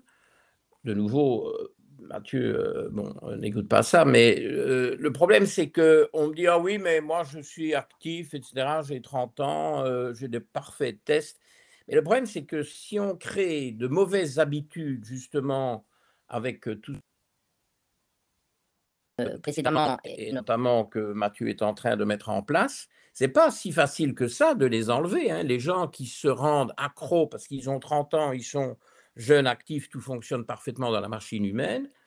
Après, pour se sortir de ces habitudes-là, ou des petits déjeuners hyperglucidiques qui font exploser le jeûne en pic de glucose et d'insuline, c'est difficile, c'est addictif tout ça, hein. Le sucre est quand même addictif, on ne l'a pas encore dit, mais le sucre est, certains ont dit que c'était plus addictif que la cocaïne. Alors, installer ça, oui, mais est-ce qu'on va avoir, je ne sais pas moi, des psychologues ou des nutri-psycho quelque chose pour ramener les gens dans les limites du raisonnable après, hein. C'est encore un souci à long terme. Alors, sur l'étude par rapport à la notion de la cocaïne, c'est vrai que ça avait été sur des modèles de souris et biaisé quand même par le fait qu'on les a affamés avant. Donc, voilà, je précise. Mais c'est parce qu'on en parle souvent. Mais il y a justement une question à ce niveau-là sur une résistance à l'insuline, Julien. Juste Anthony, avant d'y répondre, moi je vais vous quitter ici. Ouais. Okay. Je vous remercie tous les deux pour l'échange, c'est passionnant et on va continuer la discussion peut-être en privé ou dans d'autres webinaires comme ça parce que c'est vraiment un sujet chaud pour moi et qui me passionne. Je voulais juste rajouter un dernier élément plus de stratégie philosophique d'entraînement sur mes courses. En fait, ce qu'il faut se dire aussi aujourd'hui, c'est que quand on prépare une course, à la fois pour un athlète professionnel mais pour un amateur aussi, on y met beaucoup d'efforts, beaucoup d'énergie. On on s'entraîne pendant des semaines et des semaines, des mois et des mois. On refuse parfois des restos en famille pour s'entraîner, pour se coucher tôt. Donc, c'est quand même beaucoup d'engagement. Et moi, aujourd'hui, je suis aussi dans cette notion de me dire, OK, bénéfice-risque. Tu me dis, la science, ça y est, la science, tout le monde est OK, il n'y a pas de problème de santé, on peut bouffer des bonbons dans le canapé, faire des gut training de l'espace et continuer à fond à l'effort. Tu me dis, c'est ça qu'il faut, 130 grammes, 100 grammes de glucides à l'heure.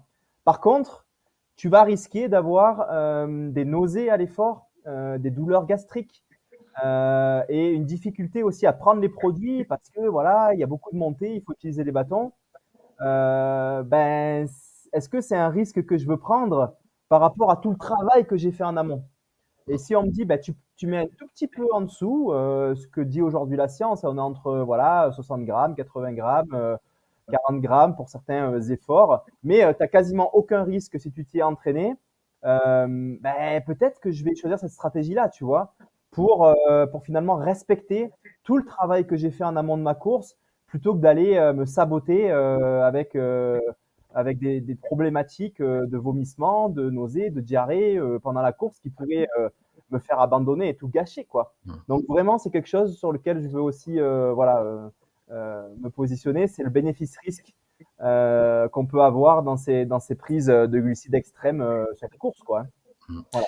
Bah, merci de ton retour à ça. Et tu vois, en rajoutant aussi la notion de la nature des glucides à consommer, parce qu'on est malgré tout sur des aliments ultra transformés pour la très grande majorité, des poudres de maltodextrine, de glucose, etc. Donc, on parle même pas d'aliments. Ici, on parle de produits énergétiques qui permettent d'avoir cette densité glucidique aussi forte, quoi.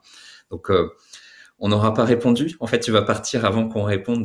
Donc, désolé pour peut-être la frustration. De toute façon, on aura l'occasion d'en On se revoit bientôt. discuter. Ouais. Merci en tout cas beaucoup. Bon, Merci à tous les deux. bon Merci. courage pour les Merci Mathieu. à venir. Merci. Allez, Bonne continuation. Merci. Merci tout le monde. Merci aux auditeurs. allez. Et peut-être pour conclure, Georges, avant qu'on bascule sur la notion de personnalisation, tu vois, et de peut-être pour les personnes qui nous écoutent et qui veulent peut-être aussi du concret, il y a deux choses. Il y a les filières qu'on peut optimiser sur le quotidien. Et là, c'est la question de est-ce qu'on va vers un modèle plutôt hyperglucidique? Est-ce qu'on va vers un modèle low carb? Est-ce qu'on va vers un cétogène? Et on va en parler après, je pense, avec ces histoires d'ApoE. Est-ce que je fais de la périodisation nutritionnelle? Donc tout ça, c'est des questions qu'on peut se poser, auxquelles finalement on répond pas là, mais qui est plus dans la maximisation des rendements des filières énergétiques. Après, il y a la notion d'adapter mécaniquement le système digestif à avoir des apports pendant l'effort. Donc là, effectivement, on a parlé de cette notion de gut training et de simplement avoir des séances où on va courir avec, entre guillemets, l'estomac plein pour ne pas être en permanence dans des efforts qui seront faits avec l'estomac vide pour simplement habituer l'organisme à avoir comme ça des apports glucidiques le jour de la course. On a des réponses conventionnelles sur ce qu'on va consommer une semaine avant, les 3 jours qui précèdent, avec des régimes d'épargne intestinale, etc. Tout ça, on ne l'évoque pas, mais c'est des choses qui existent. On a cet apport un peu consensuel de 40 à 80 grammes par heure pour les athlètes d'endurance, où on se rend compte que ça correspond quand même à une grande majorité des personnes. Et puis maintenant, la question effectivement des apports de 90, 100, 110, 120, où là, il y a une logique vraiment d'individu, il y a une logique de tolérance en fonction du type d'effort. Est-ce qu'il y a des foulées, est-ce qu'il y a une foulée, est-ce qu'il y a une onde de choc mécanique, est-ce que c'est un sport porté comme le vélo qu'on a évoqué. Il y a la notion des ratios glucides-fructose, et à ce niveau-là, glucose-fructose, je me permets une parenthèse parce que on a souvent ce ratio 2 pour 1 qui revient parce qu'on a eu effectivement quelques publications qui l'ont indiqué, c'est-à-dire 2 fois plus de glucose que de fructose. Or, il faut savoir que si ça, c'est un ratio qui peut être cohérent sur des apports à 60, 80 grammes par heure, 90, en fait, il y a une question de tolérance maximale de fructose à l'effort. C'est ce que j'indiquais par rapport à ces données qui datent un peu là des années 80-90. On voit souvent qu'au-delà de 30 grammes par heure de fructose, on a un risque digestif qui est quand même très important. Donc en fait, cette notion de ratio 2 pour 1, elle dépend énormément de la quantité totale de glucides qui va être consommée au cours de l'effort. Sauf que les marques commerciales s'embarquent en fait dans ce discours de se dire j'ai un ratio 2 pour 1, sauf que ce ratio il peut être adapté ou inadapté en fonction du contexte en fait de prise. Et c'est là où on voit des nouvelles données avec un ratio de 1 fructose, 1 glucose sur 0,8 de fructose pour des efforts plus longs, puisqu'en fait ça répond plus entre guillemets à l'apport optimal théorique pour la simulation intestinale. Ça reste extrêmement variable et puis ça reste extrêmement dépendant de la quantité prise par heure, du nombre d'heures pendant l'effort et du type d'effort. Donc tout ça, ça nous amène à beaucoup de prudence, à beaucoup d'individualisation et de se dire qu'effectivement, peut-être qu'il y a des coureurs qui sont capables de faire du 120 grammes heure et en soi, c'est très bien pour une question de performance. Après, c'est ce qu'on a vu sur la notion du quotidien et c'est en rien extrapolable à monsieur, madame, tout le monde qui va effectivement faire même l'UTMB. Alors, monsieur, madame, tout le monde le fait peut-être pas, mais en tout cas, sur un Ironman ou un UTMB, etc., on n'est pas tous des Mathieu Blanchard ou des champions du monde. C'est-à-dire que faire attention aussi à cette duplication d'un modèle qui est très médiatisé à un athlète de bon niveau, mais qui n'est pas pour autant un athlète hors norme au sens du très très haut niveau. Donc voilà, je voulais introduire un peu. Voilà. Tu viens de citer Mathieu. Moi, je voulais, bon, il n'est plus là pour l'entendre, mais il s'en fout, à vrai dire. Mais quelle chance on a d'avoir comme ça des infos, des ressentis, des interrogations, des stratégies de quelqu'un de ce niveau-là. Tu vois, alors c'est très enthousiasmant de pouvoir accéder à ces sources-là, surtout que, bon, il ne se cache pas, il se livre, ce qui est quand même assez exceptionnel, je trouve. Et mais le danger, évidemment, c'est de se prendre, c'est que les gens se prennent pour des petits. Donc il faut faire attention aux extrapolations. Bon, je voulais dire ça quand même et le remercier. Mais l'idée de tester à l'entraînement et de préparer son système à tolérer de grandes quantités de glucides, si c'est ce qu'on va faire en compétition, ça ne me choque pas parce que ce sont des tests ciblés. Bon, on va tester ça dans des entraînements d'une certaine durée, d'une certaine intensité qui ressemble quand même un peu à la compétition parce que sinon, c'est pas vraiment un test. Moi, je rapproche ça de ce qu'on a toujours conseillé et là je remonte, et on a toujours dit: «Beh, ne portez pas de nouvelles chaussures le jour de la compétition. Testez-les, habituez-vous à Exact. votre matériel». C'est le même principe, OK? Ça va, ça me va. Mais est-ce qu'il faut aller jusqu'à influencer la vie de tous les jours et ce qu'on va manger en dehors de ces entraînements, Mmh. entre ces entraînements. Les jours où on s'entraîne peu, où c'est juste une espèce de, hein, de retour au calme ou voilà, de super endurance de base, euh, voire dans les périodes de break, hein, dans les intersaisons, etc. Jusqu'où est-ce qu'on va déplacer ce délire de surcharge glucidique? Donc, pour moi, si ça fonctionne bien pour un athlète donné, je dis bien si, que ça soit préparé à l'entraînement, bien entendu. Maintenant, je pense qu'il y a eu une mode inverse il y a peu où on testait l'inverse, c'est-à-dire où on testait hein, très peu de glucides, on est allé dans des excès. Maintenant, je pense qu'on va dans les excès qui sont situés exactement à l'autre extrême. Et pour savoir si on va droit dans le mur, dans un excès ou dans l'autre, la POE, Bon, hein, par exemple, ouais, mais pas que, non. mais pas que. Alors, écoute, laisse-moi rebondir puisque bon, Attends, là, le attends, mot, avant que tu non, rebondisses sur la ça, POE. parce que je sais que tu vas être bavard sur le sujet et que j'aurais aussi envie de rebondir. Il y avait une remarque sur, alors j'ai perdu qui, mais sur la notion de formation des.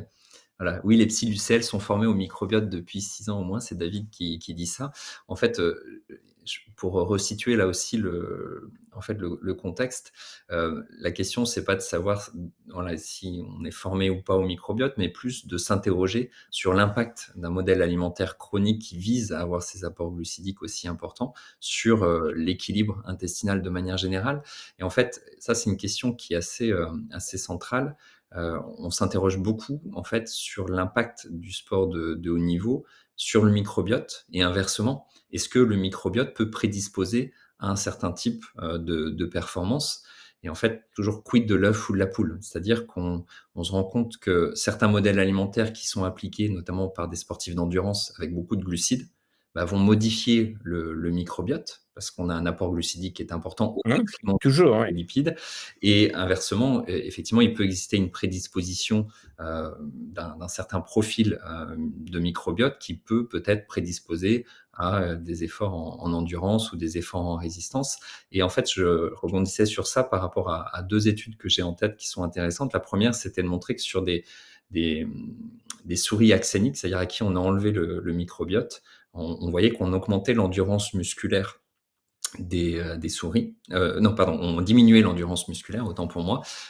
Et quand on remettait le microbiote, on augmentait l'endurance musculaire. Et ce qui a été constaté, c'est que les acides gras à chaîne courte qui étaient produits par le microbiote chez la souris, hein, c'est absolument pas validé chez l'homme, mais chez la souris, bah, contribuaient en fait en tant que substrat énergétique secondaire à préserver davantage le glycogène musculaire et donc l'endurance.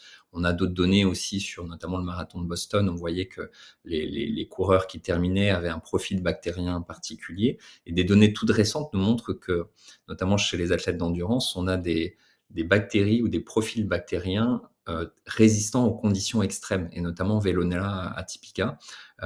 Et ça pose question. Ça veut dire que finalement, des sportifs de très haut niveau auraient une sélection, alors conséquence ou cause, après c'est un autre sujet, mais à un profil bactérien capable de survivre à des conditions extrêmes énergétiques. Donc en fait, quand on parle de santé, tu vois, et d'homéostasie, on se dit est-ce que finalement d'évoluer vers un microbiote de situation extrême est forcément un reflet de une bonne santé? Bon, c'était pour, euh, pour faire une transition avec les ApoE, mais je te laisse là. Tu veux parler des ApoE? Pour ajouter un mot sur le microbiote, bon, en général, quand même, la notion globale, pour simplifier, pour ne pas noyer les gens avec une espèce ou l'autre, la prévention de maladies inflammatoires, dégénératives, chroniques, toutes les horreurs du monde moderne industriel, c'est quand même la diversité bactérienne, Mm. hein. Et d'ailleurs, quand on fait des recherches sur des ethnies qui subsistent, ben, bon, en général, ils se distinguent par une beaucoup plus grande diversité bactérienne et d'ailleurs, ils ont souvent une plus grande variété d'aliments, Mm. hein. Mon obsession, c'est de dire aux gens: «Bon, prenez une feuille de papier, notez les différents aliments que vous prenez, même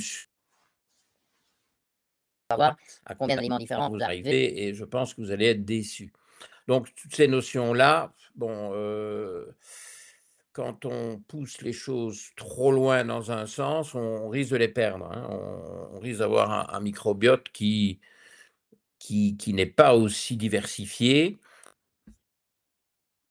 Le but n'est pas non plus, ici de vous pousser vers un microbiote qui vous permet de gagner un marathon, dont le vainqueur reçoit 100 000 $, hein, mais ceux qui ont cette chance de gagner ces marathons-là, ils ont peut-être des caractéristiques, Mm. exceptionnelles. Bon, ben, notre, Là-dessus. interlocuteur précédent, il a des caractéristiques exceptionnelles, donc c'est plutôt les exceptions que la règle. Mais justement, pour faire la transition, parce que moi je ramène, tu vois, je Oui, mais ramène le truc. on va y aller, t'inquiète pas. Je suis mais alors, puisqu'on y est, on n'a même plus besoin d'y aller, nous y sommes. Je suis dans une réflexion profonde, mais dont je n'ai absolument aucune, clé actuellement. Mais il me semble que je commence quand même à voir une tendance se dessiner, étant donné que ça fait maintenant 10 ans que j'utilise l'ApoE, ça fait, me rends compte que les ApoE2 sont quand même pas des extraterrestres, mais des gens très intéressants, un peu hors normes. Il y en a entre 5 et 10%, plutôt 6 ou 7. Mmh. Et figure-toi que, entre les moments où on a fait un peu les discussions prises organisées aujourd'hui et le lancement du webinaire, je travaillais sur un dossier que voilà. Et ça, c'est une patiente, qui mesure 1,60 m. Elle a 65 ans, elle mesure 1,60 m et elle pèse 90 kilos. Mais c'est quelqu'un qui est venu me voir ici en personne, au fin fond du Luxembourg, de Paris, bon, à une expédition, elle était complètement perdue dans la campagne, et cetera. Donc qui est très, volontaire pour sa santé.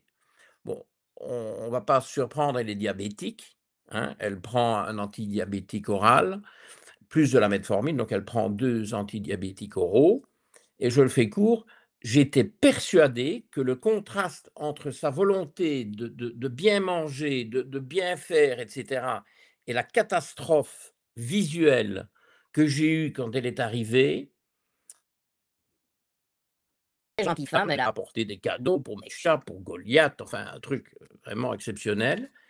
Et c'est une vendeuse de légumes sur les sur les marchés à Paris, qui s'est levée toute sa vie à 4 heures du matin.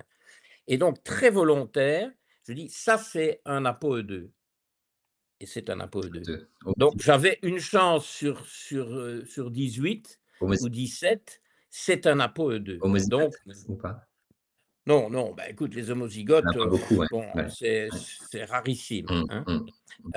Et donc ce sont des gens qui, par ignorance de cette particularité, répondent à des logiques, quand ils commencent à s'enrober un peu, quand ils sont jeunes, on leur dit: «Ah, tu deviens, hein, tu deviens gros, arrête de manger du gras. Mmh, Tu deviens gras, arrête de manger du gras» et donc ils mangent moins de gras, plus de glucides. Les ApoE2 mmh, prennent du poids avec les glucides et perdent du poids avec les lipides, mmh.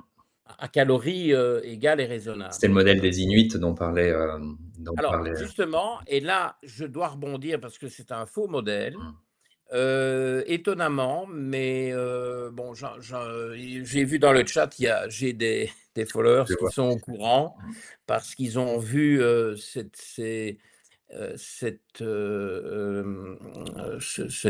vidéo-là sur ma chaîne YouTube. Les Inuits, donc, viennent, enfin, peuvent être intégrés dans toutes ces populations d'Amérique, du Grand Nord, on va dire, hein, Groenland, Alaska, Sibérie, tout ça, c'est un peu la même, les mêmes origines ethniques et finalement, c'est le côté asiatique de la sortie de l'Afrique mmh, et donc, quand, tout ça est sorti d'Afrique, beh, ça a commencé notamment par l'Inde et ça fait très longtemps, ça fait 20 ans, parce que j'avais déjà remarqué ça à Londres où il y a tellement de patients indiens ou d'origine, on va dire, du subcontinent, indien, hein, Pakistan, Bangladesh, Inde, Sri Lanka. Je voyais jamais d'ApoE2.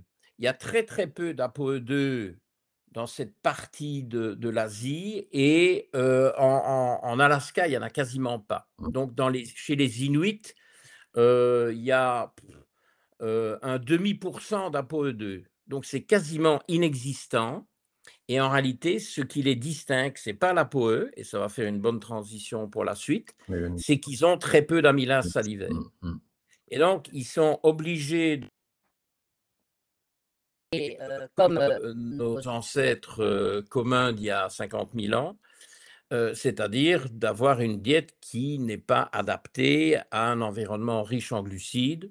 Bon, les Inuits, on va dire pas les Inuits actuels qui vivent dans les grandes villes et qui bouffent à l'occidental, bon ça c'est un cataclysme, hein, tout le monde le constate, les pauvres, mais on va dire ce qui se passait il y a, quelques décennies ou il y a un siècle.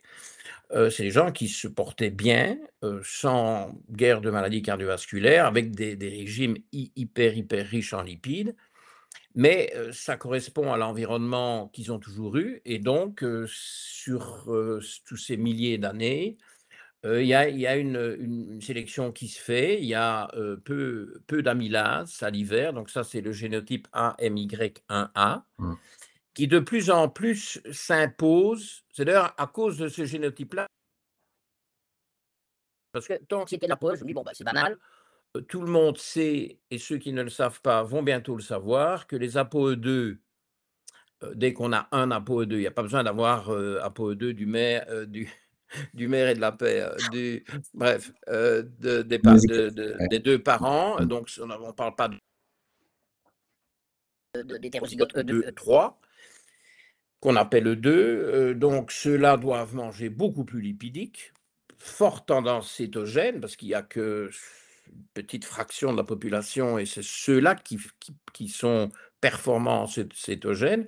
C'est peut-être ceux-là qui sont performants en Ironman sur diète cétogène. Ouais, si tu me permets, Il faudrait des datas. Oui, vas-y, rebondis. tu me permets de rebondir sur ça. Et puis juste avant peut-être de restituer pour certains qui posent beaucoup de questions sur les ApoE.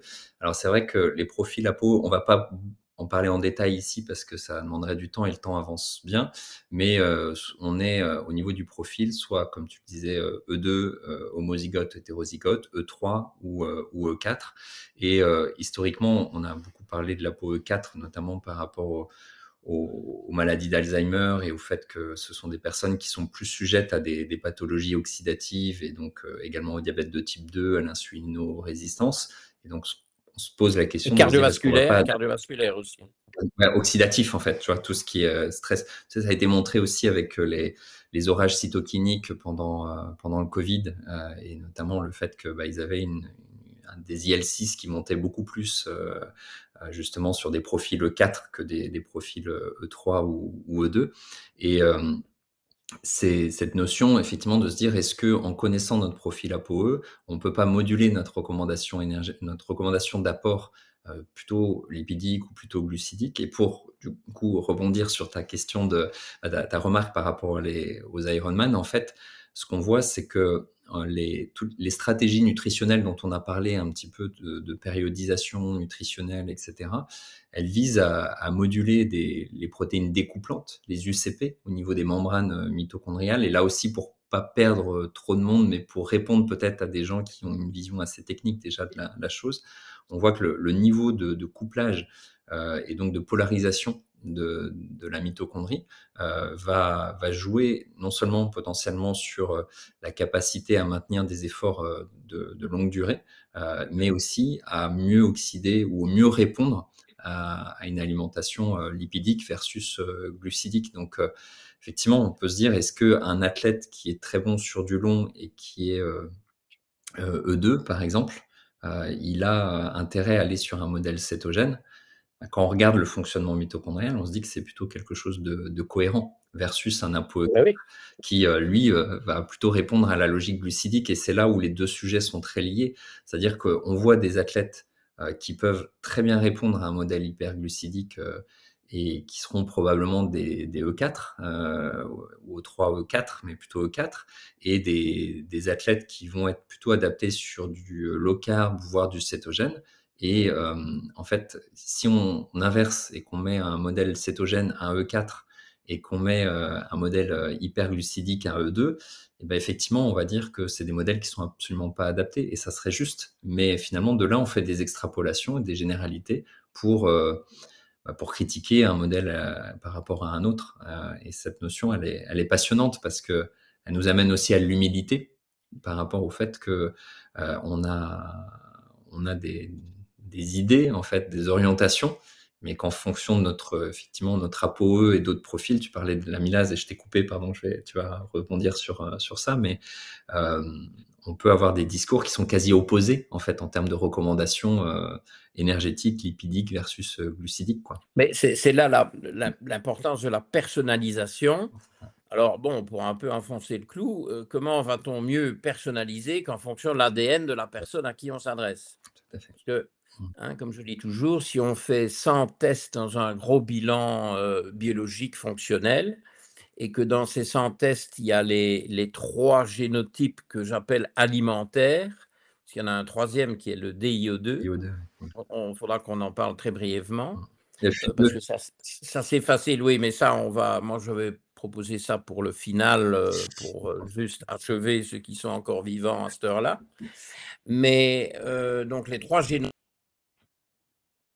imaginons qu'on teste ça, plus toutes les batteries habituelles de marqueurs métaboliques, d'hormones, d'antioxydants, d'acides gras, enfin bon, un bon bilan qui n'est même pas encore extrême avec 100 analyses. Il y en a 3 qu'on ne changera jamais, c'est les 3 génotypes. Et les 97 autres, à nous 2, parce qu'il y a des changements nutritionnels et des prescriptions, peut-être dans un sens ou dans l'autre, à nous 2, on peut, sur des défis, modifier les 97 autres à la hausse ou à la baisse. Les 3 génotypes, ils sont là, il faut faire avec. Tout à fait. C'est du belge, ça, il faut faire avec, non? Ouais, on le dit en français aussi très bien, tu sais. Oui, ça a été importé comme Brel et d'autres, oui. Bon, enfin bon. Et donc, justement, je commençais à dire, je me rends compte, et c'est pour ça que quand j'ai vu ça, j'ai fait le livre, parce que là, tu vas finir en fait, hein, E2 va dans le sens des lipides, E4 pas trop, bien que évidemment il faut quand même faire attention de ne pas manger trop peu de graisse, parce que ça va faire des cataclysmes, notamment au niveau des membranes, de l'absorption intestinale. Le cerveau, c'est quand même un organe très gras, etc., etc. Et donc, les E4, c'est un peu de l'autre côté. Les E3, il y en a une grande majorité, c'est 3/4 de la population chez nous, parce que ce n'est pas vrai partout, ces chiffres-là, hein. Donc, les chiffres qu'on entend, c'est plutôt dans cette partie du monde, mais il y a des parties. Il y a beaucoup plus d'ApoE2, notamment en Afrique de l'Ouest, il y a des ethnies qui sont bourrées d'ApoE2. Ce qui vient démentir le mythe comme quoi le génotype ApoE ancestral, c'est le 4. Bah, bon, rien ne le prouve, hein. Il y a donc, quand on s'avance comme ça avec des théories, parce qu'on n'a évidemment pas suffisamment de données là-dessus. Mais donc, cette histoire ApoE, moi, ça me paraissait assez évident. Et comme je disais, celui qui ne le sait pas encore le saura bientôt. Et bien entendu, je donne que quelques années pour que tout le monde connaisse au moins son ApoE et peut-être quelques autres génotypes importants, notamment le génotype LCT alias MCM6 de la tolérance au lactose. Il y a plein d'intolérants au lactose qui ne le savent pas. Alors, parfois, on se rend compte qu'ils ne consomment que fort peu de lactose, mais il y en a plein qui ne le savent pas. Enfin bon, ça, on sort du sujet. Mais depuis que je découvre avec volupté l'AMY1A, qui est l'amylase salivaire, en m'inspirant de ce que j'ai compris chez les canidés, où là, c'est l'amylase pancréatique qui suit la même évolution, voilà. Il réagit immédiatement. Oui, il connaît évidemment, il sait à qui il appartient. Les loups ont très peu d'amylase salivaire, les chiens en ont infiniment plus. Et puis je me suis dit, mais quid des humains? Mais chez les humains, entre ceux qui ont le plus d'amylase et ceux qui ont le moins d'amylase salivaire, et ça s'exprime en nombre de copies, c'est un truc, bon, on ne va pas entrer dans ces détails-là. Toujours est-il que le laboratoire va vous donner une indication sur l'abondance ou pas d'amylase chez le sujet testé. C'est un facteur 10. Donc chez les humains, il y a certains qui ont 10 fois plus d'amylase que d'autres. Est-ce que ce n'est pas fondamentalement important pour tous ces conseils, y compris peut-être pour tenir compte des orientations Exactement. dans les deux sens, parce que tu peux faire une orientation d'un sportif jeune qui se destine à des efforts de longue haleine et pour comme tu le suggérais, mais on n'a pas encore suffisamment de preuves, mais si aujourd'hui on me demande, je vais quand même évoquer ça. Je ne vais pas dire je suis certain de mon coup, mais je vais dire à quelqu'un qui a ApoE2, c'est peut-être intéressant de viser des épreuves de longue haleine. Mais un ApoE3 qui a très peu d'amylase, je vais peut-être dire la même chose. Tu vois? Donc l'amylase, on doit de plus en plus l'intégrer. Tu veux descendre? Et donc, il faut regarder idéalement les 3 génotypes, mais il y a aussi dans l'autre sens, le fait d'adapter la diète des gens en fonction du type d'effort qu'ils veulent pratiquer. Mmh. Et peut-être dans les cas extrêmes, leur dire, bon, il y aura peut-être des limites, hein, à cause de vos gènes dans cette direction-là. Il faut peut-être adapter, surtout qu'on ne leur demande pas nécessairement de transformer un marathonien en coureur de 100 mètres, mais tirer plus vers le demi-fond ou vers le grand fond, ou vers le marathon, voire vers les ultras. Ouais et puis Tout même ça, c'est fascinant. mmh, C'est trop tôt pour faire ça. exactement, Mais ouais. je crois que, Anthony, toi et moi, on a quand même vachement envie d'aller dans cette Bah direction-là. bah, oui et puis tu vois pour, si on rentre même dans plus le détail de l'endurance que je connais en particulier à ce niveau-là, c'est sur, toutes les méthodes encore une fois de périodisation nutritionnelle et de réponse en fait à certaines stratégies. On voit qu'elles sont, modulées par ce profil ApoE. Effectivement, quand tu regardes la littérature, il y a très peu de données. Ça reste, entre guillemets «assez empirique», mais quand tu regardes, l'impact mitochondrial, c'est quelque chose qui est, hyper cohérent et on parlait de l'amylase salivaire, tu vois? Et cette discussion qu'on avait sur le côté assez paradoxal du nombre de copies, d'amylase, qui finalement Oui, allait on a parlé de ça, oui. influencer, vas-y, je te laisse, rebondir. Oui, c'est assez fascinant. Bon, évidemment, ça devient un peu plus technique encore, mais on peut quand même résumer ça très simplement. Bizarrement, ceux qui ont un génotype de l'amylase salivaire homozygote moderne, c'est-à-dire beaucoup d'amylase salivaire, adapté à la révolution néolithique et à l'invasion des glucides dans nos diètes modernes, on pourrait se dire, bon, ben, ils ont beaucoup de capacité de découper toute cette, tous ces amidons, hein, puisque bon, l'amylase digère les amidons, elle ne digère pas le saccharose ou le galactose, elle digère les gros glucides complexes, hein, les chaînes de glucose qui sont ramifiées, et ça coupe tout ça en petits morceaux de 2 ou 3 unités, qui alors sont finalisés au niveau digestif par la bordure en brosse de l'intestin grêle. Et donc, c'est bons et qui sont bien digérés, on va dire, ça fait exploser la glycémie. Ce sont des gens qui vont avoir plus de glucose, plus d'insuline et plus d'hémoglobine glycosylée, et c'est Bah l'inverse. non, ouais, c'est ça. Mmh. C'est l'inverse. Pourquoi? Parce que la modernisation du système est beaucoup plus sophistiquée que ce qu'on pourrait imaginer à première vue. Et la modernisation de toute cette faculté de digérer les glucides, ce qui montre quand même que l'humain est infiniment complexe et toutes nos approximations, il faut rester très humble par rapport à ce qu'on avance, parce qu'on dira probablement le contraire dans peu de temps. Euh, enfin, espérons que non, mais le risque existe. C'est que ce sont les amylases, donc les génotypes surtout homozygotes ancestraux, qui ont peu de copies, qui ont un risque accru d'HbA1c plus élevé, Résistance à l'insuline. Mmh. de glycémie plus élevée forcément, et d'obésité. Donc Mmh. les amylases ancestraux sur des régimes riches en glucides, ça c'est publié, ont 8 fois plus de risque de devenir obèse. Mmh. Et évidemment, ma patiente, 90 kilos pour 1,60 m, évidemment, c'est une amylase ancestrale. Mmh. Mmh. Donc, cette femme ne devait jamais manger de glucides. On lui a probablement toujours dit l'inverse, puisqu'elle prenait du poids, hein, la pauvre. Et donc, tout ça, c'est tout à fait fascinant et c'est un peu compliqué. C'est pour ça que je me suis commis, hein, ce livre pour un peu quand même aller plus dans le détail. Le rappel est Mais, oula, ça c'est pub gratuite ouais, ça. exactement. Mais donc de nouveau, chez un sportif qui veut performer, ça me paraît intéressant, pour choisir, ses épreuves, pour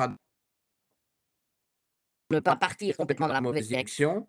Parce que j'ai eu une expérience avec il se fait que quand je rédigeais le livre avec, avec Julie Lioré, ma co-autrice, que j'aime bien quand même de mentionner. Son nom est tout à fait à côté du mien sur la couverture.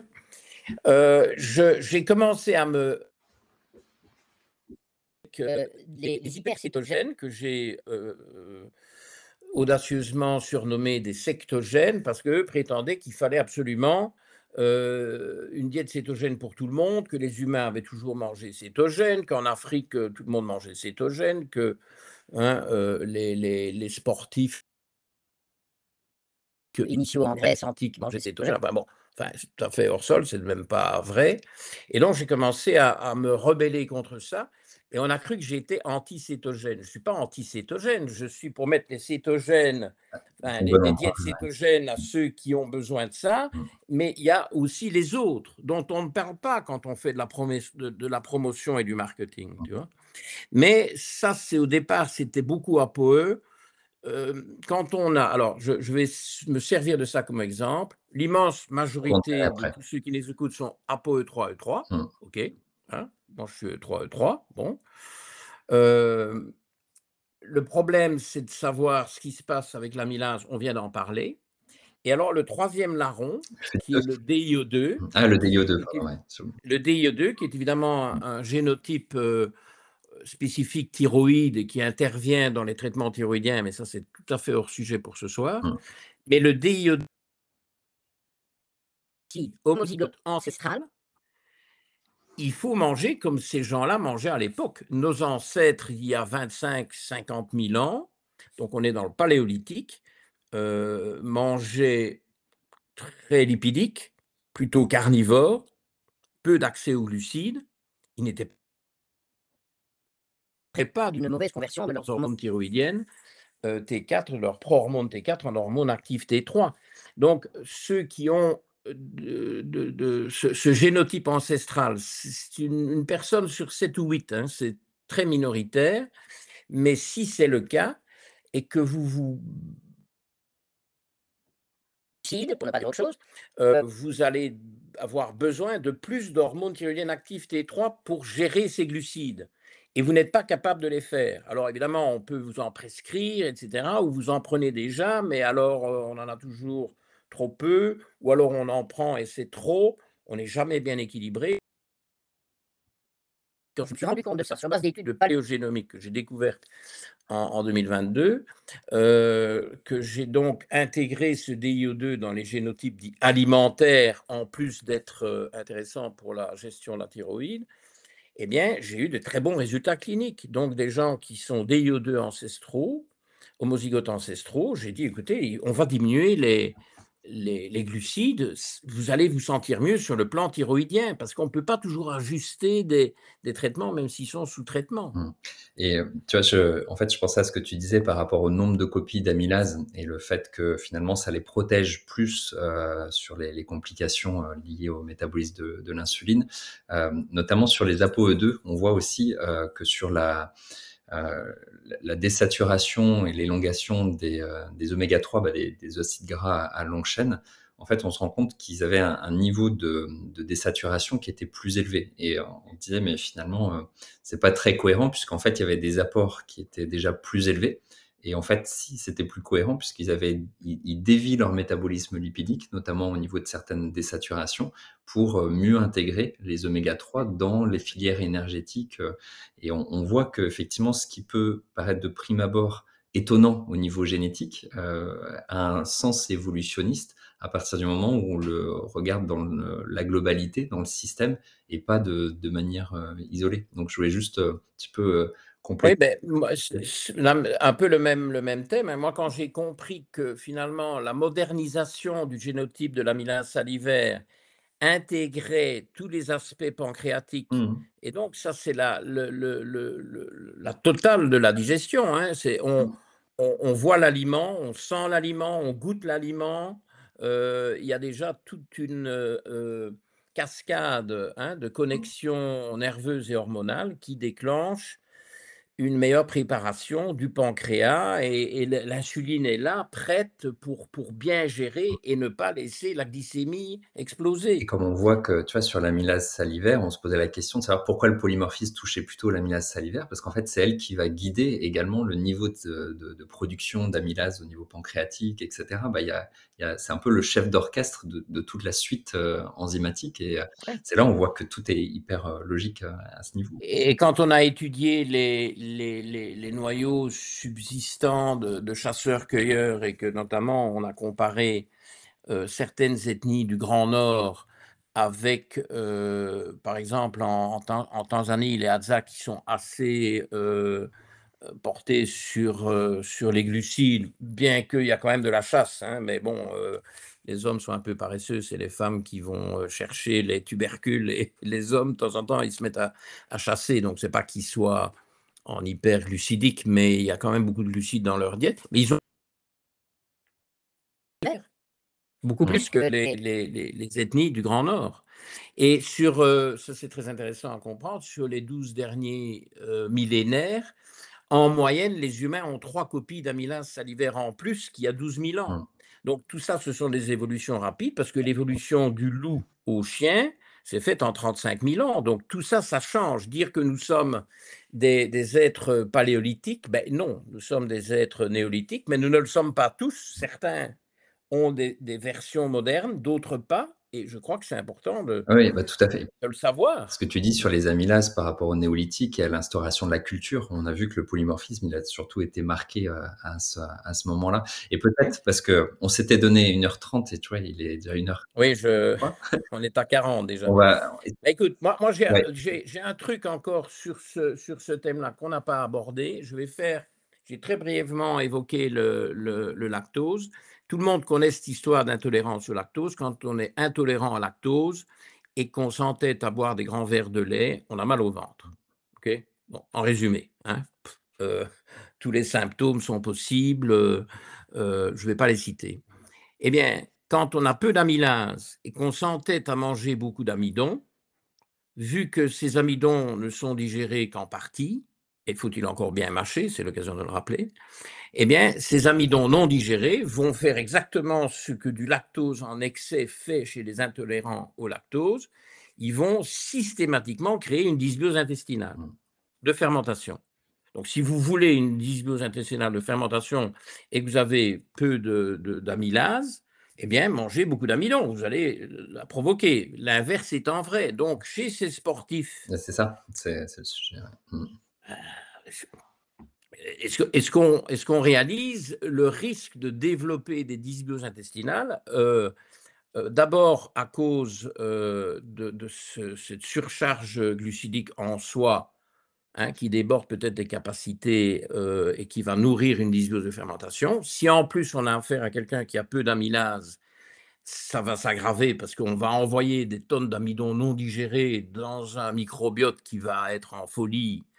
Et un microbiote en folie, on lui donne le carburant, mais la multiplication a besoin du carburant, mais va aussi faire appel aux facteurs de croissance. Donc, chez ces gens-là, on voit beaucoup de déficits en micronutriments essentiels pour la croissance microbienne: sélénium, zinc, iode, fer.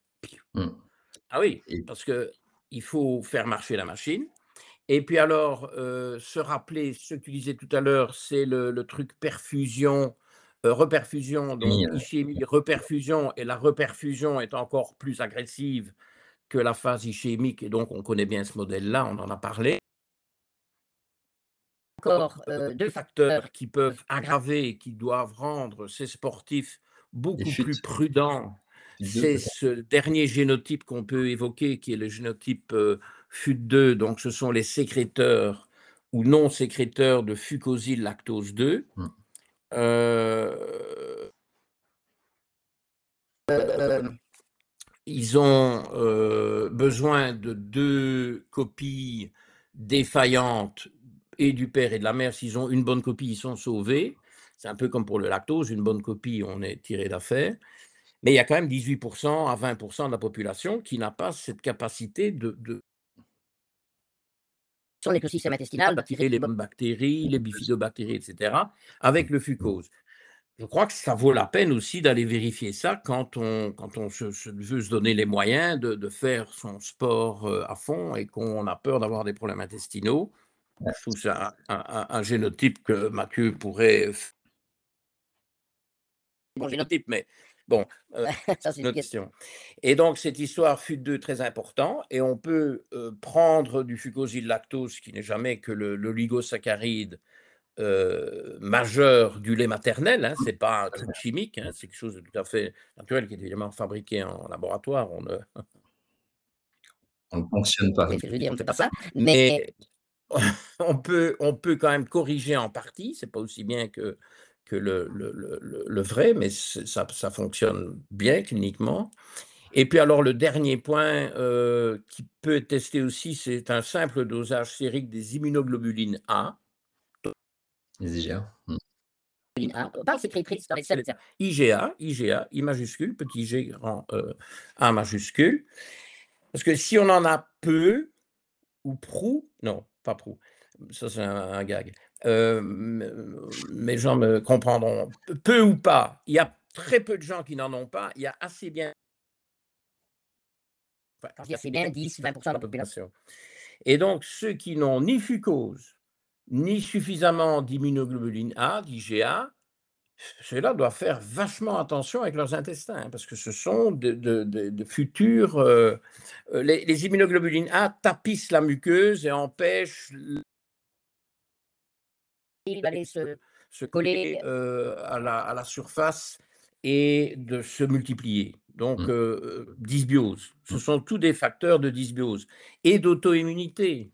Pas de FUT2, peu d'IgA, auto-immunité. Augmentation du risque, ouais, en tout cas. Ouais, Mmh. ouais, ouais. Enfin, voilà. Et c'est Mais bon, ça devient un peu trop médical, mais bon, c'était l'occasion quand même d'alerter. Mais tu fais très bien parce que ça permet de remettre en perspective un petit peu toute cette logique de rendre le conseil, universel, en fait. C'est-à-dire qu'on voit que sur un polymorphisme avec l'amylase, qui va plus déterminer effectivement là je simplifie pour, peut-être ceux qui nous auront un peu perdus en chemin à ce niveau-là, mais qui va déterminer la capacité à digérer effectivement l'amidon et donc une alimentation qui va être hyper, glucidique.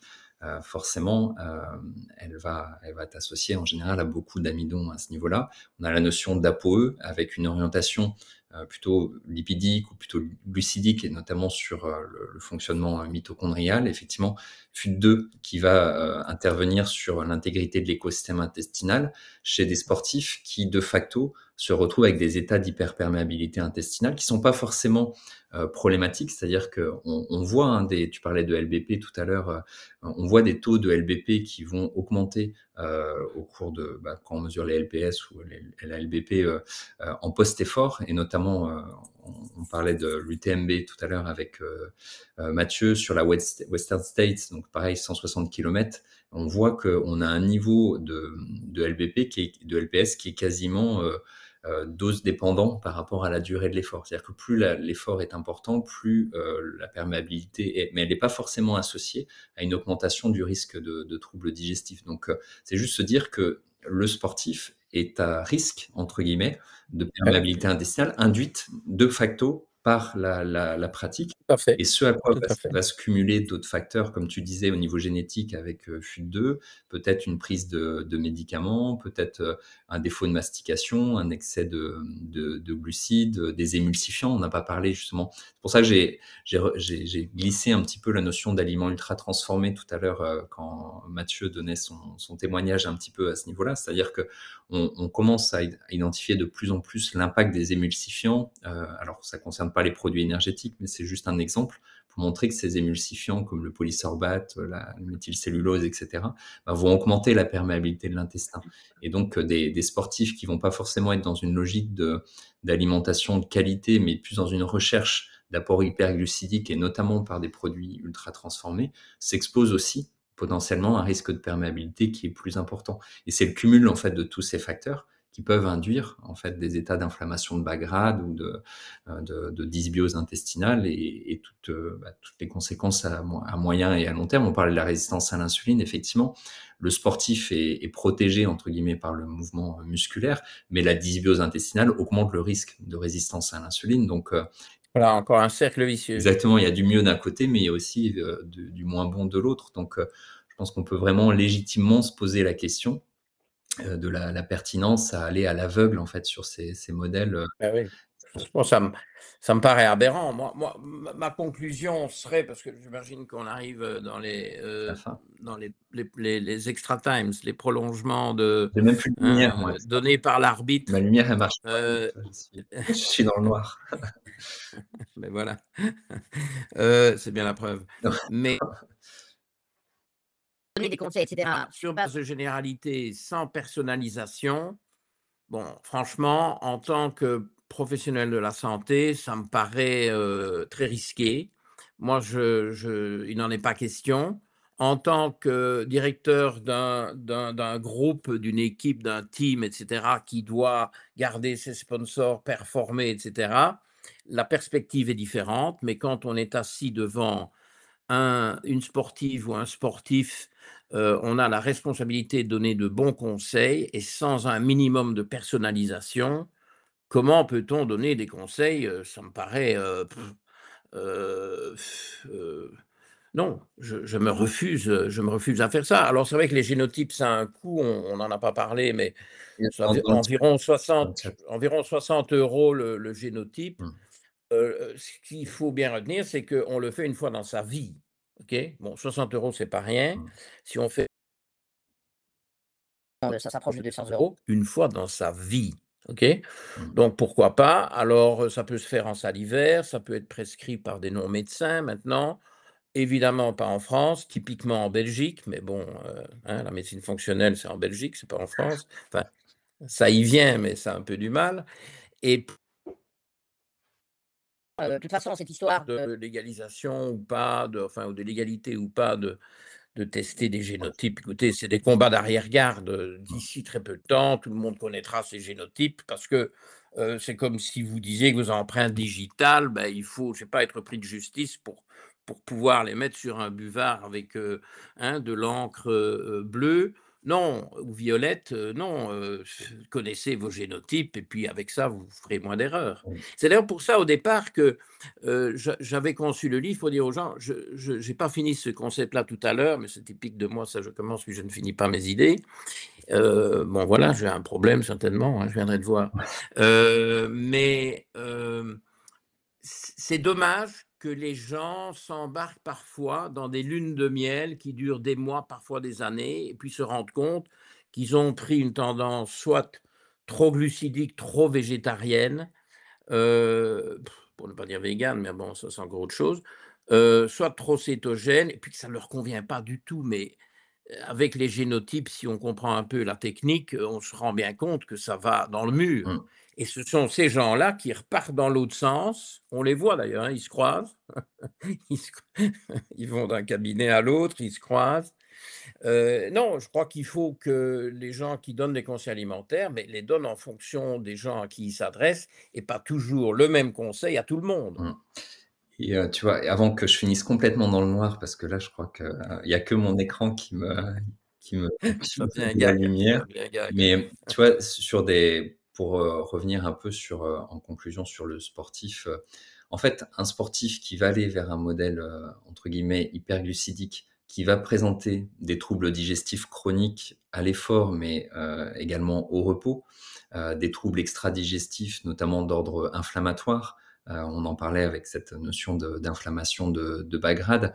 Tu parlais d'auto-immunité avec les IgA, en tout cas de dysimmunité, de susceptibilité infectieuse, d'infection à répétition, en particulier effectivement sur la sphère ORL ou pas d'ailleurs, mais Oui, il y a ça aussi, voilà. oui. En fait, d'avoir ce tableau général de quelqu'un qui présente toute une série de troubles fonctionnels, et qui doivent nous alerter pour nous dire: «Bah, peut-être qu'on n'est pas sur un modèle, adapté à cet individu». Oui, Donc c'est des signaux d'alerte. voilà, exact, et donc l'anamnèse plus la génétique, bah, c'est l'idéal pour avoir je veux dire un protocole ultra personnalisé.